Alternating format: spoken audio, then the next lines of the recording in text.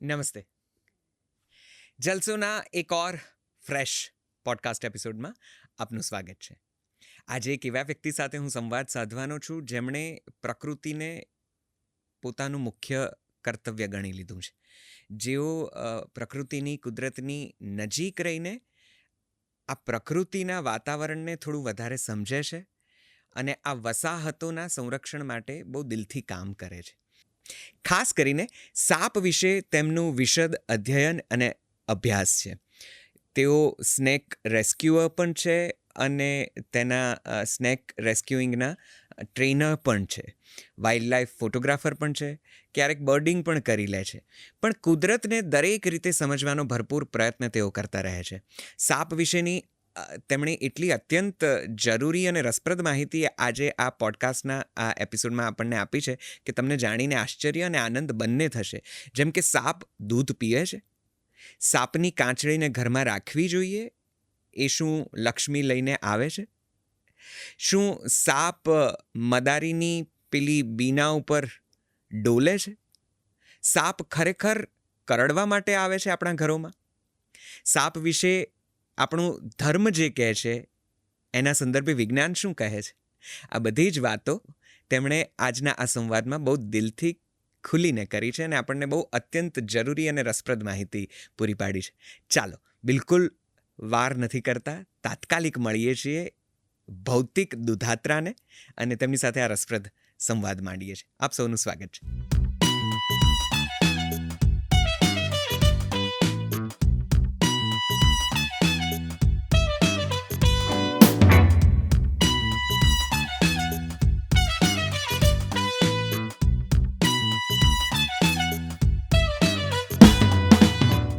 આપનું સ્વાગત છે ભૌતિકભાઈ. Thank you so much for joining us. નમસ્તે. અમને બહુ જ આનંદ છે કે આજે અમે તમારી સાથે વાત કરી રહ્યા છીએ અને ખાસ કરીને એવા વિષય ઉપર આજે આ સંવાદ સાધવાનો ઈરાદો છે કે જેમાં પ્રકૃતિને, કુદરતને થોડી કદાચ વધારે સમજવાની કોશિશ થાય.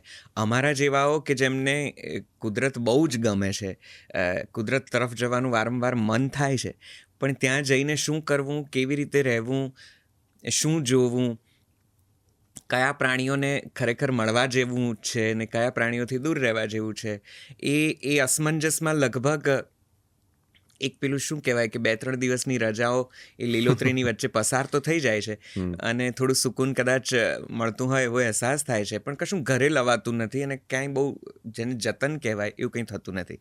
મને બહુ આનંદ છે કે આજે હું એક એવા વ્યક્તિ સાથે વાત કરીશ કે જે પ્રકૃતિની ખૂબ નજીક છે અને તેને ખરા અર્થમાં થોડી વધારે સાચવવાની, જીવાડવાની કોશિશ કરે છે. આપનું ફરી એક વખત સ્વાગત છે. સૌથી પહેલાં મારે એ જાણવું છે કે આમ તમે એજ્યુકેશનલ ક્વોલિફિકેશન ગણીએ તો એન્જિનિયર છો. એ પછીથી હવે આખું આ પ્રકૃતિ સંરક્ષણ અને નાવ તમે જ્યાં આગળ કામ કરી રહ્યા છો એમાં એક આખું નેચર હેબિટાટ ઊભું કરવાની કોશિશ કરી રહ્યા છો. તો આ કઈ રીતે બન્યું? એન્જિનિયરિંગમાંથી સીધા કુદરત તરફ અને હવે ફૂલ ટાઈમ એને જ તમે તમારા વ્યવસાય તરીકે અપનાવી લીધું છે, એના વિશે કંઈક વાત કરો. પહેલી વાત તો એ કે કુદરત પ્રત્યે તમે જેમ વાત કરી એમ લગાવ પહેલેથી જ હતો, કેમ કે ગિરનારની નજીક જન્મ થયો છે જુનાગઢમાં અને જંગલો પહેલેથી ગમતા, એટલે જંગલોમાં રખડવું વધારે ગમતું. પછી માધ્યમિક સ્કૂલમાં જ્યારે હતા ત્યારે પ્રકૃતિ શિક્ષણ શિબિરમાં અમને લઈ જવામાં આવતા. સક્કરબાગ ઝૂમાં જે તે વખતે નેચર એજ્યુકેશન કેમ્પ્સ થતા, તેમાં અમે મને એક ધોરણ તો યાદ નથી પણ માધ્યમિક સ્કૂલમાં હતા ત્યારે અમે એઝ અ પાર્ટિસિપન્ટ્સ ગયેલા. ત્યારે પહેલી વખત અમે એવું જોયું કે ત્યાં કોઈ સર હતા કે જે સાપ હાથમાં પકડીને બતાવતા હતા. અચ્છા. અને એના વિશે માહિતી આપતા હતા. એટલે બીક તો ત્યારે પણ નહોતી લાગતી, પણ સારું એવું નવાઈ થયેલી કે જેનાથી લોકો બીવે છે એને કોઈ સાપ હાથમાં પણ પકડી શકે છે. એટલે પહેલી વખત એ જોયું ત્યારે એવું થયું કે આ શીખવું તો આપણે પણ છે. પણ પછી એવું કોઈ લિંક કે એવું કંઈ રિસોર્સ પર્સન કોઈ મળતું નહીં હતું.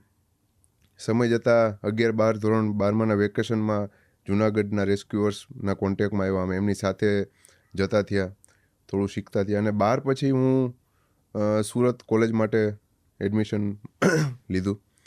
તો ત્યાં નેચર ક્લબ સુરત કરીને સંસ્થા છે, તેમાં હું જોડાયો અને નેચર ક્લબ સુરત એ બહુ વર્ષોથી કામ કરતી સંસ્થા છે કે જેમાં રોજના ઘણા બધા રેસ્ક્યુ કોલ્સ હોય છે. એટલે ધીમે ધીમે ત્યાં સાપ પકડવાનું ચાલુ કર્યું. બીજી કે એન્જિનિયરિંગમાં હતા એટલે એટેન્ડન્સની એટલી બહુ ઉપાધિ હતી નહીં. એટલે ફૂલ ટાઈમ રેસ્ક્યુઅર તરીકે 2011થી શરૂઆત કરી. 3-4 વર્ષ રેસ્ક્યુ કર્યું. પછી અમારા સિનિયર જે હતા અમારી સાથે એમણે કીધું કે ખાલી પકડીને છોડી દેવું એનો કોઈ મતલબ નથી.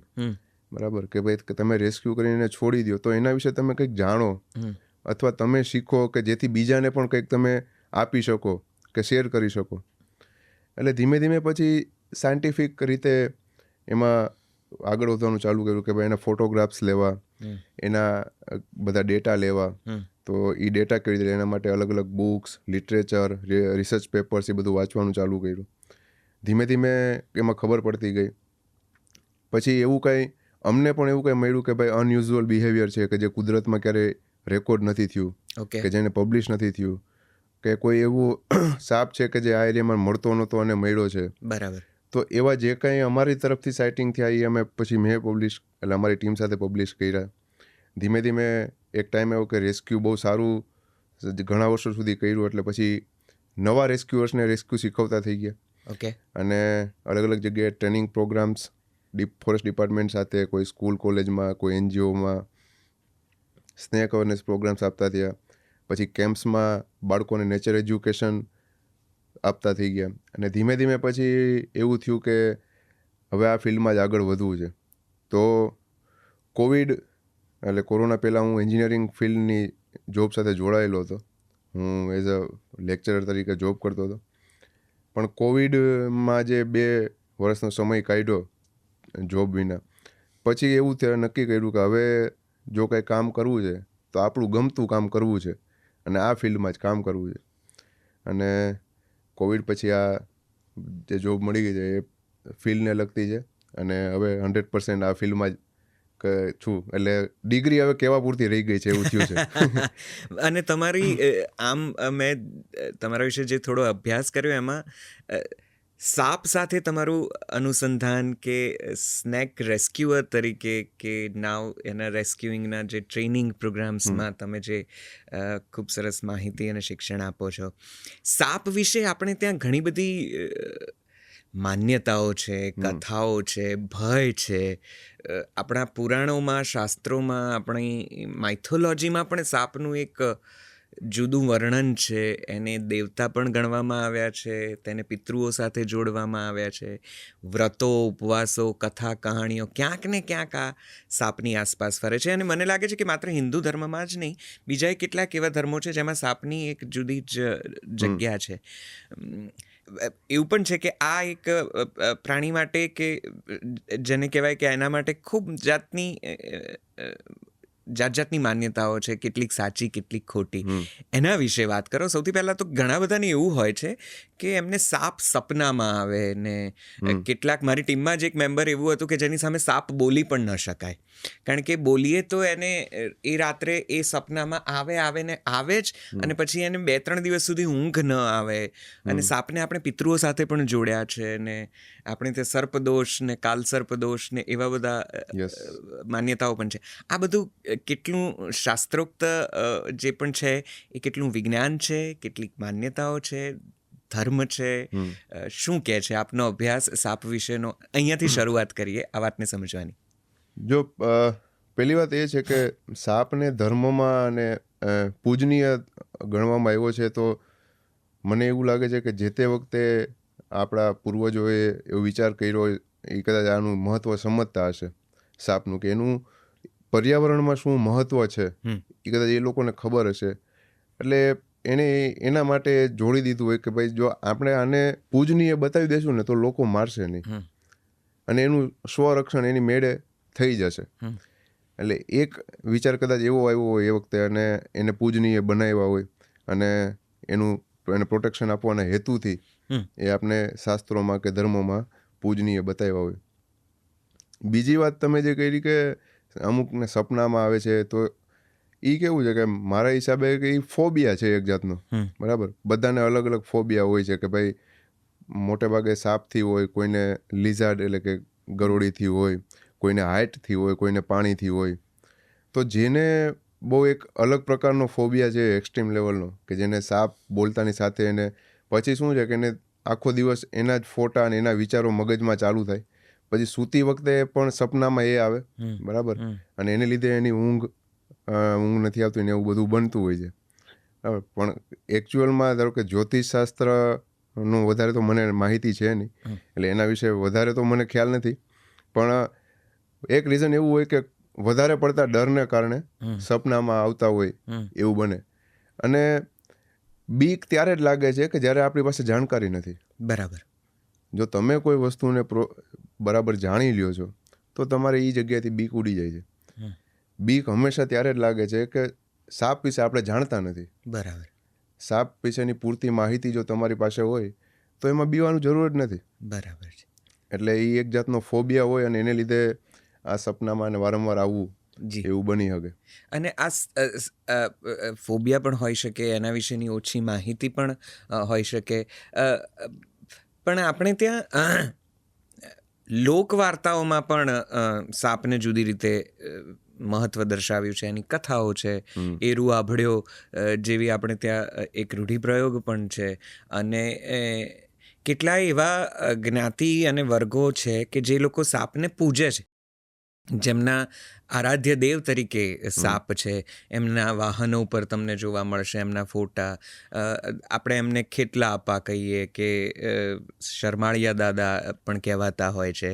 મને બહુ જ્ઞાન નથી, પણ આ મેં જે થોડું ઘણું તમારી સાથે વાત કરવાના સંદર્ભે મેં જે થોડું ઘણું વાંચ્યું એમાં, તો એ લોકોને પણ એમની લોકકથાઓમાં ખ્યાલ છે કે આ ફલાણા શરમાળિયા દાદા છે તો કદાચ એને નુકસાન નહીં કરે, ભલે કદાચ ઝેરી હોય તો આ વાતો આપણા લોક બોલીમાં, લોકકથાઓમાં, આપણા લોક સંદર્ભમાં કેવી રીતે આવી ગઈ? આ શરમાળિયા દાદા કોણ છે? આ ખેતલા આપા દાદા કોણ છે? એમનું એક ધાર્મિક મહત્વ છે, એ સ્વીકારીએ છીએ. પ્રકૃતિમાં સાપને કઈ રીતે જોવામાં આવે છે? કયા સંદર્ભે તેને જોવામાં આવે છે? તેનું સ્થાન ક્યાં છે? થોડુંક પ્રકાશ પાડવાની ઉપર. જો મોટે ભાગે ખેતલા આપા કે શરમાળી દાદા કે જે તમે વાત કરી, તો એમાં જે ફોટો કે જે ઇમેજ બતાવવામાં આવે છે એમાં હંમેશા ફેણ ખોલેલા સાપની ઇમેજ હોય છે. તો એ આપણે ગુજરાતમાં જોવા મળતો કોબરા, કે જેને આપણે જે 4 વેનમસ સ્નેક છે એમાંનો એક કોબરા, જેને આપણે ગુજરાતીમાં નાગ તરીકે ઓળખીએ છીએ, રાઈટ, બધે એ જ ફોટો અને એ જ તસવીરને પૂજવામાં આવે છે. બરાબર. બીજું કે એમાં એવું કહેવામાં આવે છે કે લોકો માને છે કે આ શરમાળી દાદા કે ખેતલા આપા છે એટલે કંઈ કરશે નહીં. પણ એ તો કંઈ જ નહીં કરે. પણ કોઈ પણ સાપ જ્યાં સુધી તમે એને હેરાન નહીં કરો ત્યાં સુધી કોઈ સાપ તમને સામે ચાલીને કરડવા નહીં આવે. બરાબર, કે ભાઈ સાપના મગજમાં ક્યારેય એવું નથી કે આ માણસ છે તો એને હું કરડી લઉં. કેમ કે આપણે એના ખોરાકમાં નથી આવતા. એનો પ્રેબેઝ જે છે એ નક્કી છે. આપણે એના ખોરાકમાં નથી. એટલે આપણે જાણી જોઈને કરડવા ક્યારેય નહીં આવે. કરડે છે ક્યારે? કે જ્યારે એક્સિડેન્ટલી આમનો સામનો થઈ જાય છે ત્યારે. ભૂલથી આપણે એના પર પગ મૂકી દઈએ છીએ, કે રસ્તામાં સામે આવી જાય છે, કે કોઈ વસ્તુમાં હોય ને આપણે અચાનક એને પકડી લઈએ છીએ કે આપણો હાથ અડીએ, ત્યારે એ કરડે છે. એ એના સ્વ બચાવ માટે કરડે છે. બરાબર. પણ સામે ચાલીને ક્યારેય એ મનુષ્યને કરડવા કે કોઈ હિસાબે આવતો નથી. પહેલી પ્રાયોરિટી હંમેશા એની એ હોય છે કે મારે ભાગી જવું. અચ્છા. માણસ સામે આવે તો પોતે પહેલાં ભાગવાનું કરશે. એ ભાગવાનો રસ્તો નહીં મળે અને છતાં જો ઇન્ટરેક્શન થશે તો એ બાઇટ કરશે. અચ્છા. બરાબર. એટલે પૂજનીય બતાવ્યા છે. એટલે હંમેશા એનો ઈરાદો જ નથી કે માણસને કરડે, કે માણસને હેરાન કરે, કે માણસને દુઃખ આપે. એવું એની પ્રકૃતિ જ નથી. અચ્છા. બરાબર. બીજું કે પ્રકૃતિમાં એનું સ્થાન શું છે, તો કે આપણે નાના હતા ત્યારે ભણતા કે એક આખું સાયકલ આવે છે, બરાબર, કે જે એકબીજા ઉપર આહાર કડી, જેને આપણે કહેતા ગુજરાતીમાં, કે હરેક વસ્તુ એકબીજા પર નભે છે. બરાબર. તો જે આપણે દેડકા, ઉંદર, છછુંદર, ગરોળી, કાચિંડા, નાના પક્ષીઓ, ટૂંકમાં જે આ બધી વસ્તુઓ છે કે જેના પર એક કંટ્રોલ રહેવો જોઈએ, તો એ કંટ્રોલ રાખવા માટે સાપ છે. અચ્છા. બરાબર. હવે આપણે એક સીધી વાત છે કે ભાઈ ઉંદરથી આપણે ખૂબ ત્રાસ છે. અનાજનું ગોડાઉન હોય અથવા તો આપણી ઘરે પણ અનાજ જો એવી રીતે રાખ્યું હોય બોરીમાં તો ઉંદર પહેલાં પહોંચી જાય, બરાબર. તો એક રિસર્ચ એવું કહે છે કે ઉંદરની જો એક પેર હોય ને તો એ 1 વર્ષમાં બહુ બધા બચ્ચાને જન્મ આપે. બરાબર છે, એમનો બર્થ રેટ ઘણો મોટો છે. હવે એ જો બધા બચ્ચા મોટા થઈ જાય તો આપણું કેટલું અનાજ બગાડી નાખે. જી, બરાબર. પણ એની બદલે સાપ એ પેરમાંથી કોઈ એક ઉંદર ખાઈ જાય તો કેટલું અનાજ બચી જાય. જી, સીધો હિસાબ છે ને. જી. એટલે આપણે ભણવામાં આવતું કે ભાઈ સાપ ખેડૂતના મિત્ર હોય છે. એ સાપ ખેડૂતના મિત્ર હોય છે એ વાક્ય આના સંદર્ભમાં હતું કે ભાઈ સાપ છે એ આ ઉંદર અને એવા બધા જંતુઓ પર કાબુ રાખે છે અને એને લીધે જે અનાજ બચે છે અને એના લીધે ખેડૂતને ફાયદો થાય છે. તો સાપ ખેડૂતના મિત્ર આ હિસાબે છે. એટલે ખેડૂતના તો નહીં પણ આપણા બધાના જ મિત્ર છે કે એ આ બધા પેસ્ટ ઉપર કંટ્રોલ રાખે છે. બરાબર. જો સાપનું સ્થાન પ્રકૃતિમાંથી અહીંયાથી કાઢી નાખવામાં આવે તો સાપ વગરની દુનિયા તમે વિચારી શકો કેટલા ઉંદર થઈ જાય, કેટલી શ્રુ થઈ જાય, કેટલા દેડકા થઈ જાય, કેટલા કાચિંડા થઈ જાય, ગરોળી કેટલી થઈ જાય કે જેનાથી આપણે જીવવું મુશ્કેલ બને. પ્રકૃતિમાં એક એનું અલગ સ્થાન છે કે જે આ બધા પર કંટ્રોલ રાખે છે અને આખું આહાર કડી પ્રોપર રીતે ચાલે છે. તો આજે પેલા જે ખેતલા આપા કે છે એ કયો સાપ? ખેતલાપા એટલે એ જ જે મેં વાત કરી કે આપણે ઇંગ્લિશમાં જેને કોબરા કહે છે. અચ્છા, નાગ. અને ગુજરાતીમાં જે નાગ. શરમાળિયા દાદા એટલે પણ એ જ એ ગોગા બાપા એટલે કયો? એ પણ એ જ પૂજનીય જે સાપ એટલે કે જે આ બધાના એમાં શું છે પ્રદેશ પ્રમાણે નામ બદલાયા છે. બરાબર છે, જ્ઞાતિ કદાચ વર્ગ પ્રમાણે, પ્રદેશ પ્રમાણે અથવા પ્રદેશ બદલાય તો નામ બદલાય છે. તમે આ બાજુ કદાચ શરમાળિયા દાદા તરીકે ઓળખાતા હોય તો પછી અહીંથી તમે આગળ જાઓ તો ચરોતર પ્રદેશ છે કે એમાં બધે ગોગા મહારાજ તરીકે ઓળખાય. જી, જી. પણ બધે છે તો આજ. બરાબર.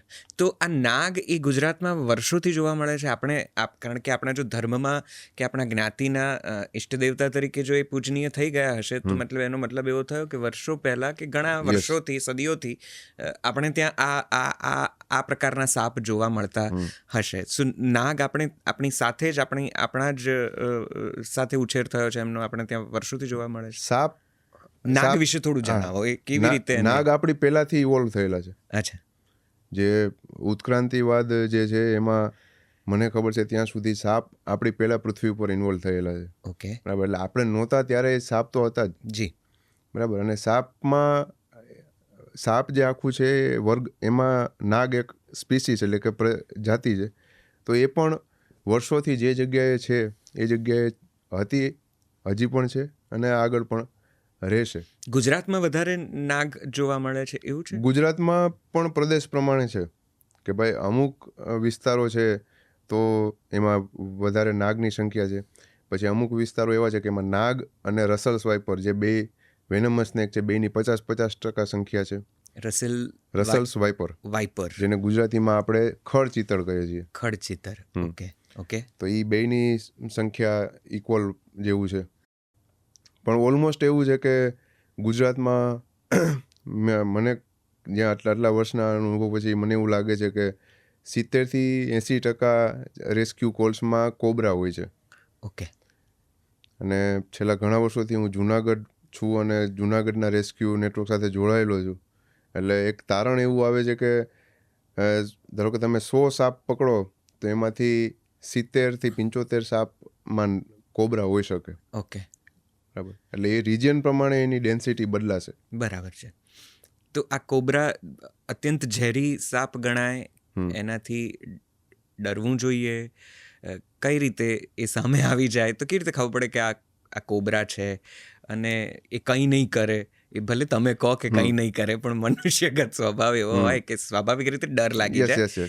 અને કદાચ આ પ્રાણી સાથે આપણું પેલું ડોમેસ્ટિકલી આપણે એવા કોઈ બહુ નજીકથી જોડાયેલા નથી. એ એકદમ વાઇલ્ડ લાઈફમાં કે વાઇલ્ડ એનિમલ ની પેલી આખી જંગલમાં જોવા મળતું એ પ્રાણી છે, એટલે આપણને બીક લાગી જ જાય, સ્વાભાવિક છે એના લીધે.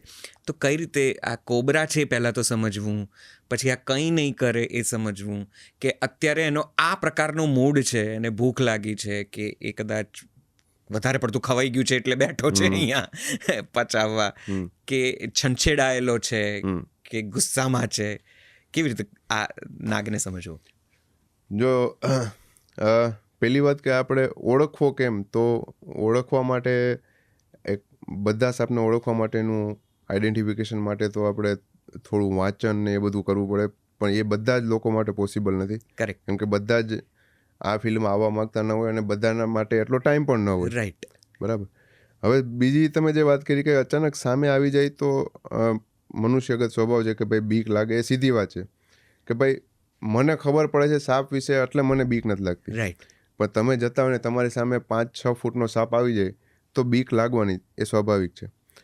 હવે મેં પહેલાં કીધું એમ કે સાપ જ્યારે મનુષ્યની સામે આવે ત્યારે પહેલી કોશિશ એ કરશે કે ભાગવાનું કરશે, કે ભાઈ હું ફટાફટ ક્યાંક નીકળી જાઉં.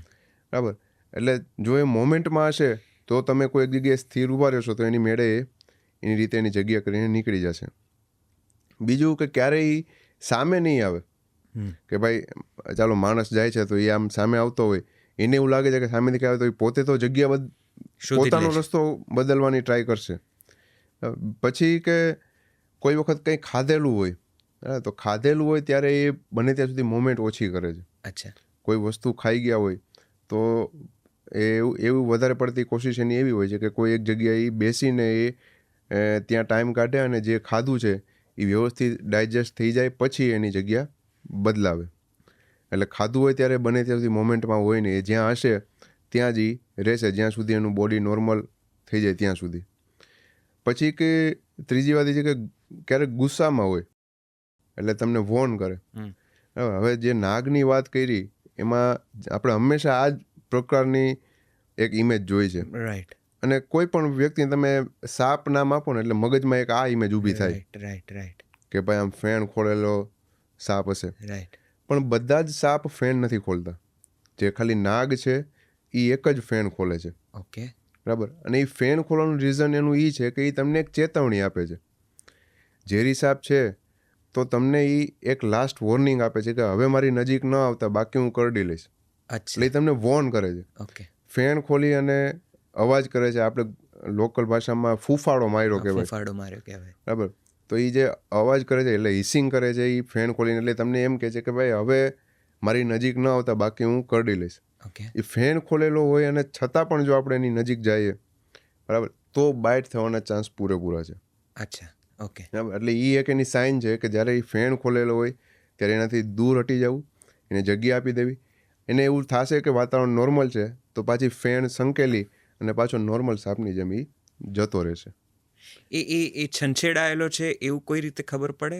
કોઈક રીતે કદાચ આ જ રીતે કે જે એની ફેણ ખોલીને તમને જોવામાં આવે તો આપણે સમજી જવાનું કે આગળથી છંછેડાયેલો છે કે કોઈ વસ્તુ કોઈ એને હેરાન કર્યો છે કે એવું કોઈ પણ વસ્તુ બની છે એટલે એને ફેણ ખોલી છે. જનરલી આ નાગના રહેઠાણ ક્યાં હોય છે? કારણ કે ઘણી વખત એ ઘરના કોઈ બહુ ખૂણામાં જોવા મળે, ક્યારેક ક્યાંક બહુ ખૂણા ખાંચરામાં, માટલામાં કે કોઠીમાં કે એની પાછળની કોઈ જગ્યાઓમાં, આવી બધી જગ્યાઓમાં જનરલી ભરાઈ જતા હોય છે. શહેરોમાં પણ જ્યારે એ જોવા મળે તો ધાબા પર કે એકદમ અંદરના કોઈ ખૂણા ખાંચરામાં, કોઈકના જૂતામાં આવું બધું દેખવા મળતું હોય છે. આ શું ભૂલા પડી જાય છે આપણે ત્યાં કે પછી પોતાની જાતને આમ પ્રોટેક્ટ કરવા માટે આટલા બધા ખૂણામાં જતા રહે છે? ક્યાં હોય છે એમનું રહેઠાણ? એ જનરલી ક્યાં જોવા મળે? પહેલી વાત એ કે રહેઠાણની વાત નીકળી છે એટલે મોટાભાગના લોકોના મગજમાં એ હોય છે કે રાફડો એટલે સાપનું ઘર. જે રાફડો ઘણા લોકો જોયો હોય, એબન્ડન્ટ જમીન હોય અથવા તો જંગલોમાં હોય કે ખેતીવાડી હોય ત્યાં આપણે રાફડો ઘણી જગ્યાએ હોય છે. લોકોને એવું થાય કે રાફડો એનું ઘર છે. બરાબર. હંમેશા આપણે કોઈને એટલે પ્રકૃતિ શિક્ષણ સાથે જોડાયેલા છીએ એટલે મને ખબર છે. વિદ્યાર્થીઓને જ્યારે પૂછીએ કે ભાઈ આ રાફડો છે એ કોનું ઘર છે એટલે બાળકો તરત બોલે સાપનું ઘર છે. પણ સાપ ક્યારેય પોતાનું ઘર નથી બનાવતો. અચ્છા. અને સીધી વાત છે કે ઘર બનાવવું હોય તો તમારા શરીરમાં એવી કોઈ વસ્તુ હોવી જોઈએ કે જેની તમે કોઈ વસ્તુ ઉપાડી શકો, કોઈ વસ્તુ મૂકી શકો, કોઈ વસ્તુ ખોદી શકો. બરાબર. તો એવું કોઈ સાપમાં છે જ નહીં. રાઈટ. આપણે માણસ છીએ તો આપણે હાથ આપ્યા છે કે આપણે ઈંટ પથ્થર મૂકીને મકાન બનાવીએ. પક્ષીઓને ચાંચ આપી છે કે જે તણખલા ભેગા કરીને માળો બનાવે. પ્રાણીઓને નોર કે નખ આપ્યા છે કે જે ખાડો ખોદીને દર બનાવે. તો સાપને એવું કોઈ એપ્રેટસ ડિગિંગ કે એવું કંઈ પીકિંગ કરી શકે એવું કંઈ આપ્યું જ નથી. તો સાપ ક્યારે પોતાનું ઘર બનાવતો નથી, એ હંમેશા બીજાના ઘરમાં રહે. અચ્છા, બરાબર. બીજાના ઘર એટલે કેવા કે જે જમીનમાં ખાડો ખોદીને દર બનાવે છે, જે પ્રાણીઓ, એટલે કે ઉંદર છે, છછુંદર છે, નાના મોટા કોઈ પણ પ્રાણીઓ છે, નોળિયો છે, તો એના જે દર હોય છે એ દરમાં એ પોતાનું ઘર ગોતે.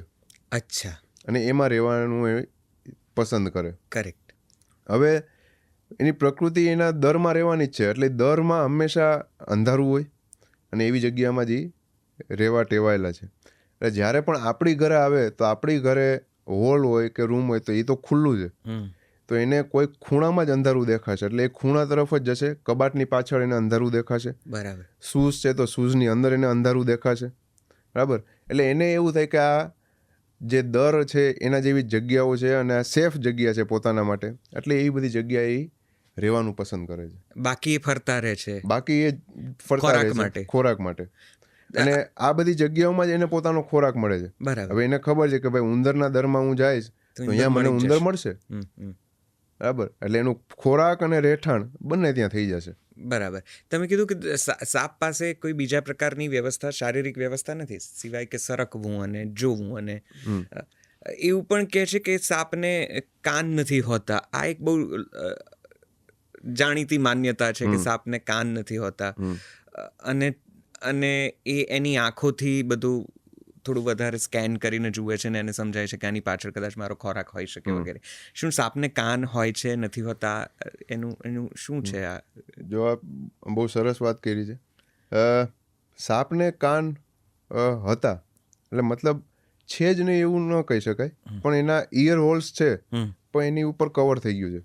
ઓકે. ઉત્ક્રાંતિ જેમ જેમ થઈ, આ જે ઇયર હોલ્સ આપણા હોય છે એ જ રીતે ઇયર હોલ એના કાણા તો હતા જ, રાઈટ. એની ઉપર એની સ્કિન આવી ગઈ છે અને એ બંધ થઈ ગયા છે. એટલે સમય જતાં એનું કામ એ વર્કિંગ કન્ડિશનમાં રહ્યા નથી. એટલે સાપ સાંભળી નથી શકતા. અચ્છા, એ સાચું છે કે સાપ સાંભળી નથી શકતા. તો હવે આપણે સીધો સવાલ થાય કે ભાઈ સાંભળી નથી શકતા તો એ કેવી રીતે એનું બધું મોમેન્ટ ને કરે? તો એના માટે એની પાસે બે વસ્તુ છે. એક તો આંખો છે કે જેનાથી એ જોવે છે. બીજું, તમે હંમેશા સાપ જ્યારે નોર્મલ કન્ડિશનમાં હોય ત્યારે એને જીભ બહાર કાઢતા જોયો હોય. જીભના કાઢીને અંદર લઈને કાઢીને, બરાબર, એ આપણે જોયું હોય. તો એ એનું ડાયરેક્શન નક્કી કરવા માટેનું એક આખી પદ્ધતિ છે. અચ્છા. તો એ જ્યારે જીભ બહાર કાઢે છે ત્યારે આપણે હંમેશા જોયું હોય તો જીભ આગળ જતા બે ફાટામાં વિભાજિત થતી હોય છે, વી. યસ. બરાબર. તો એ જીભ બહાર કાઢી એટલે આજુબાજુના હવાના તરંગો એના ઉપર પ્લોટ થાય છે. એ જીભને અંદર ખેંચે છે, જીભને ઉપર અડાડે છે. ઉપરના તાળવામાં એક જેકબસન ઓર્ગન કરીને એક ઓર્ગન છે, ત્યાં એ બધા તરંગો કમ્પાઇલ થાય છે અને મગજને સંદેશો આપે છે કે આ દિશામાં જવાય એમ છે કે નથી જવાય એમ. જો નથી જવાય એમ તો મોઢું ફેરવશે, જીભ બહાર કાઢશે, અંદર લેશે, સેમ પ્રોસિજર રિપીટ કરશે. પછી જો એ બધું જવાય એમ હશે તો એ આગળ ચાલશે. બરાબર. એટલે કન્ટિન્યુ જીભ અંદર બહાર કાઢવાનું રીઝન એ એક છે કે ડાયરેક્શન નક્કી કરવા માટે. બીજું કે આજુબાજુના તરંગો, એટલે કે જો ધારો કે ઉંદર નજીકમાં છે તો ઉંદર સ્વાભાવિક છે કે એ ગરમ લોહીવાળું પ્રાણી છે, તો એનું જે વાઇબ્રેશન કે જે કાંઈ છે એ એમાં ફીલ થાય અને એને સંદેશો મળે કે ભાઈ આગળ ખોરાક પણ અવેલેબલ છે. બરાબર. બીજું કે સાપને કાન નથી તો આપણે હંમેશા હિન્દી પિક્ચરોમાં મદારીને જોયા છે. આપણે પણ કદાચ નાના હતા ત્યારે જોયા હશે, હવે તો નહીં જોવા મળે, એમ કે વન વિભાગ સદંતર એની ઉપર પ્રતિબંધ લગાવી દીધો છે મદારી પ્રવૃત્તિ ઉપર. તો મદારી આવતા એ બીન વગાડતા અને નાગિન ડાન્સ જે અત્યારે ફેમસ છે, ટ્રેન્ડિંગ, તો એના ઉપર નાગને ડોલાવતા.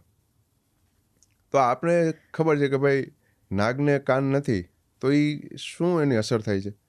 તો તમે જ્યારે જોજો કે એ જ્યારે મદારી બીન વગાડે છે ને ત્યારે બીનને પણ હલાવે છે.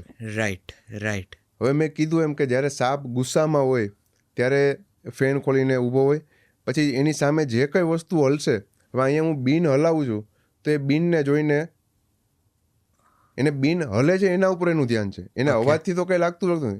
હવે બીનની જગ્યાએ તમે રૂમાલ હલાવો, લાકડી હલાવો કે પગ હલાવો તો પણ એમ કરશે. ઓકે. બરાબર. એટલે નાગ જે પેલું બીનમાંથી જે સૂર નીકળે છે એને લીધે નાગ ડોલે છે, એ એવું વાત કંઈ સદંતર ખોટી છે. એટલે અડધો ડાટા બોલિવૂડની મૂવીઓએ વાળ્યો છે. હા, એટલે હવે એવું થઈ ગયું છે કે નાગ મ્યુઝિક વાગે તો માણસો વધારે ડોલવા માંડે છે. નાગને ખરેખર કઈ કોઈ અસર થતી નથી. તો આ જે પેલું એટલે એક સમય હતો 80s 90sમાં અને ખાસ કરીને 80sમાં લેટ 70s 80sમાં કે જ્યારે આવી ફિલ્મો નાગ નાગિન ઉપરની ખૂબ બનતી. નાગણનું જોડકું હોય ને એકાદ નાગ મરી જાય કે નાગણ મરી જાય ને પછી નાગ બદલો લેવાની કોશિશ કરે અને એ બીજા બધા સ્વરૂપો પણ ધારણ કરે ને પછી એનો બદલો પૂરો કરે. એની સાથે સાથે એક બીજી વાત આવતી નાગમણીની, કે નાગ ઉપર એક ખાસ મણી છે ને એની પ્રોટેક્શન એ કરે છે ને એ મણી મેળવવા માટે બાકીના જેટલા પણ વિલન્સ કે વગેરે હોય, આ બધું કંઈ સાચું ખરું કે આવું કંઈ છે? આવું નાગ ને નાગણનું યુગલ હોય છે, એમાંથી કોઈને જો એકને નુકસાન થાય કે મૃત્યુ થાય તો એ લોકો થોડા વધારે ધૂંધવાઈ જાય છે, એ તમને શોધીને રાખે, એ તમને ધ્યાનમાં રાખે ને પછી તમને શોધતા આવે, આવું બધું કંઈ હોય છે? કારણ કે ક્યારેક છાપાઓમાં ને સમાચારોમાં પણ આવું આવતું રહેતું હોય છે. હમણાં વચ્ચે જ એક કિસ્સો હતો કે મધ્યપ્રદેશ કે ઝારખંડના કોઈ એક વ્યક્તિને, કે ઉત્તર પ્રદેશ, મને યાદ નથી એક્ઝેક્ટલી, પણ 7 વાર એને સાપ કરડ્યો, એવો એક આખા સમાચાર હતા. પછીથી જો કે એવું પણ બહાર આવ્યું કે એમને ફોબિયા હતો ને એમને એવું લાગતું હતું સાયકોલોજીકલી કે મને સાપ કરડશે કે કરડે છે ને વગેરે વગેરે.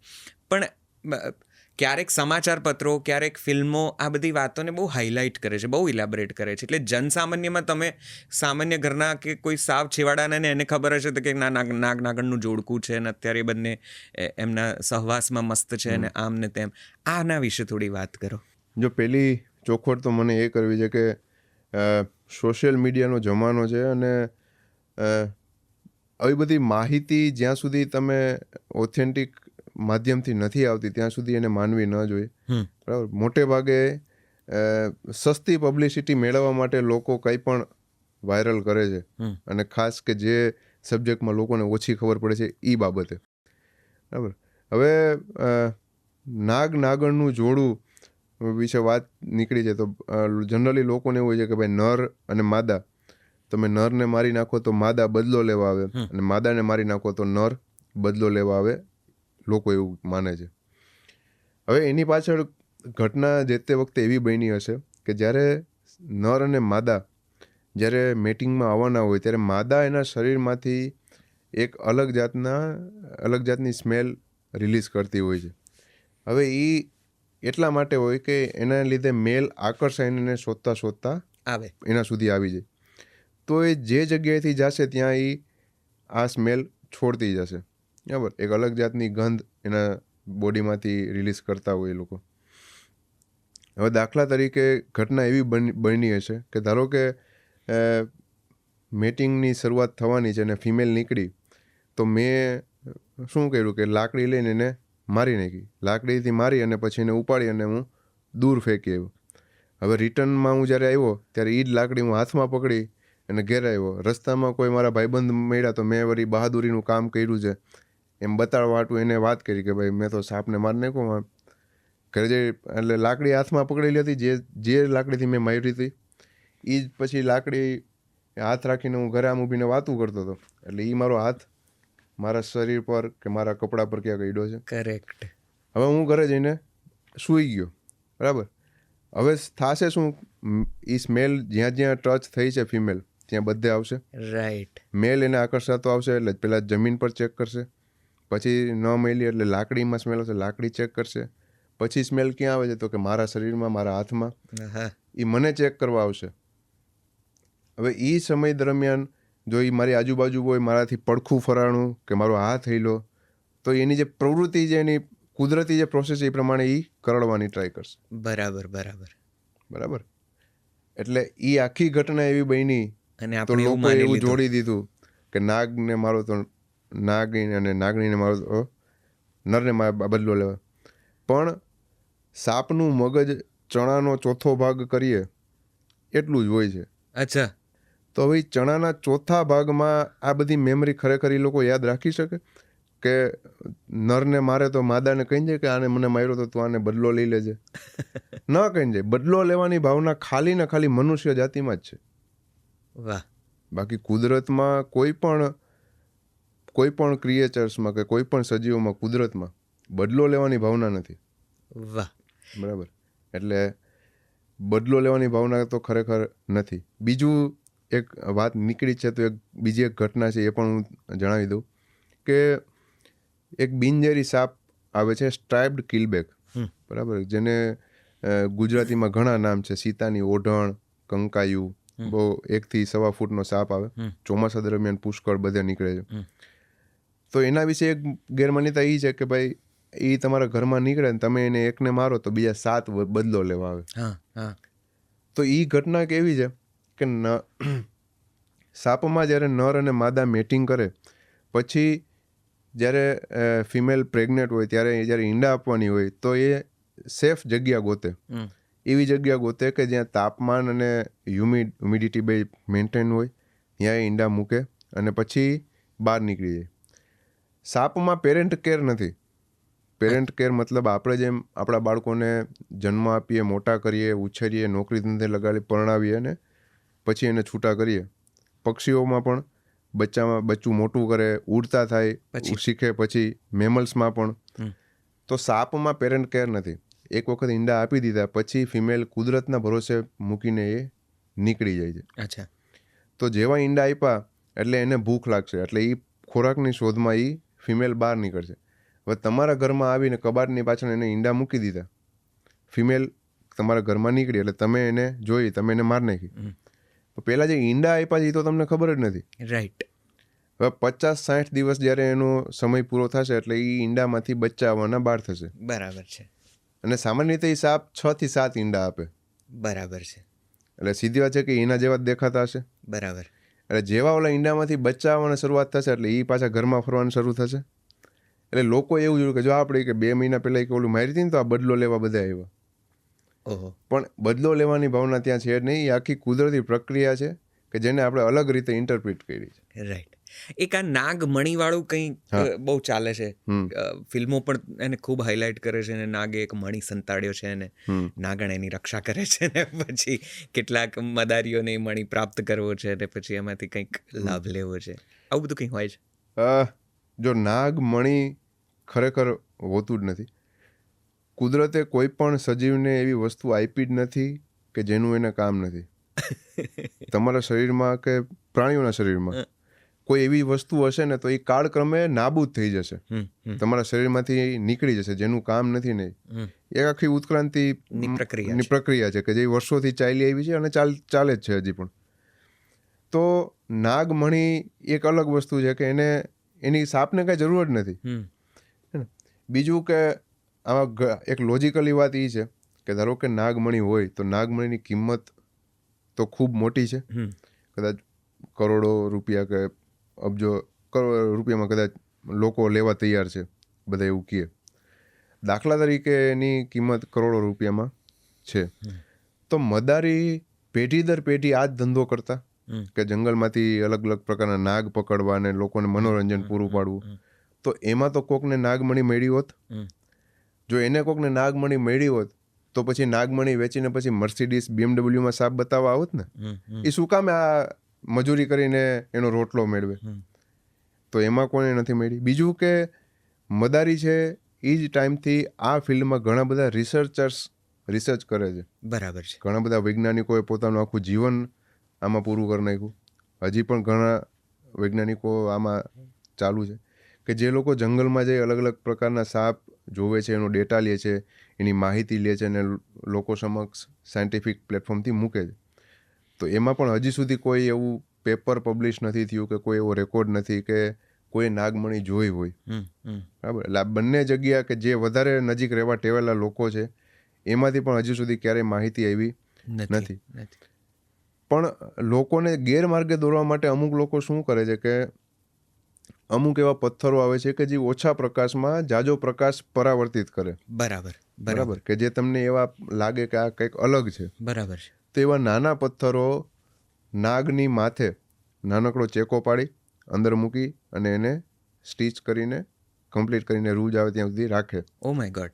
અને પછી એ જ્યારે કંઈ આવી ડીલ નક્કી થઈ હોય કે આ તે હોય તો ત્યારે એ ત્યાંથી એમ ચાકુ મારીને બહાર કાઢીને બતાવે. એટલે સ્વાભાવિક છે કે લોકોને એમ અંદરથી નીકળતા જો એટલે માની લે કે હાલ આ તો નાગમણી જ છે.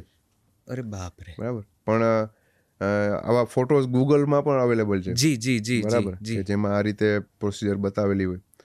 તો એ આ રીતે લોકોને ગેરમાર્ગે દોરીને પૈસા પડાવવાનો ધંધો છે, પણ ખરેખરમાં આવું કંઈ છે નહીં. નાગમણી છે નહીં. એટલે લોકો ખરેખર હજી આવું બધું કરે છે, આમ ચેકો પાડીને એ સ્ટોન ત્યાં મૂકે ને આ અમુક એટલે હવે નહીં થતું હોય કદાચ. હવે તો બહુ ઓછું થાય છે, કેમ કે હવે જંગલ ખાતું ઘણું સ્ટેટ લેવલે અને સેન્ટ્રલ લેવલે બે જગ્યાએ વાઇલ્ડ લાઈફ માટેના જ આખા યુનિટ છે આપણા ગવર્મેન્ટના, કે ભાઈ સેન્ટ્રલ લેવલે wild life crime control bureau કામ કરે છે અને સ્ટેટ લેવલે આપણું ફોરેસ્ટ ડિપાર્ટમેન્ટ કામ કરે છે. તો હવે આવી પ્રવૃત્તિઓ ક્યાંય જોવા મળતી નથી. પણ અમુક રાજ્યો કે એવા છેવાડાના પ્રદેશો કે જે એકદમ ગરીબ પ્રજા છે કે એકદમ, અને ત્યાં ક્યારેક છાસવારે, બહુ રેર છે હવે એવા કિસ્સા બનતા નથી, પણ ક્યારેક હજી મળી જાય સાંભળવા, એવું બને.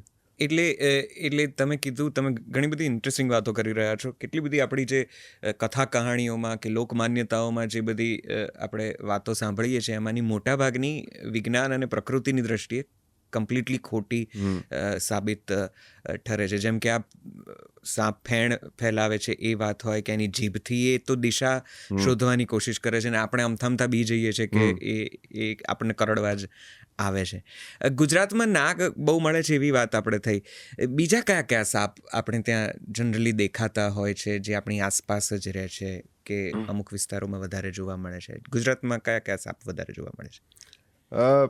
જો ગુજરાતમાં વાત કરીએ ને તો 4 ઝેરી સાપ છે. એ 4 ઝેરી સાપ મોટે ભાગે બધા એરિયામાં છે.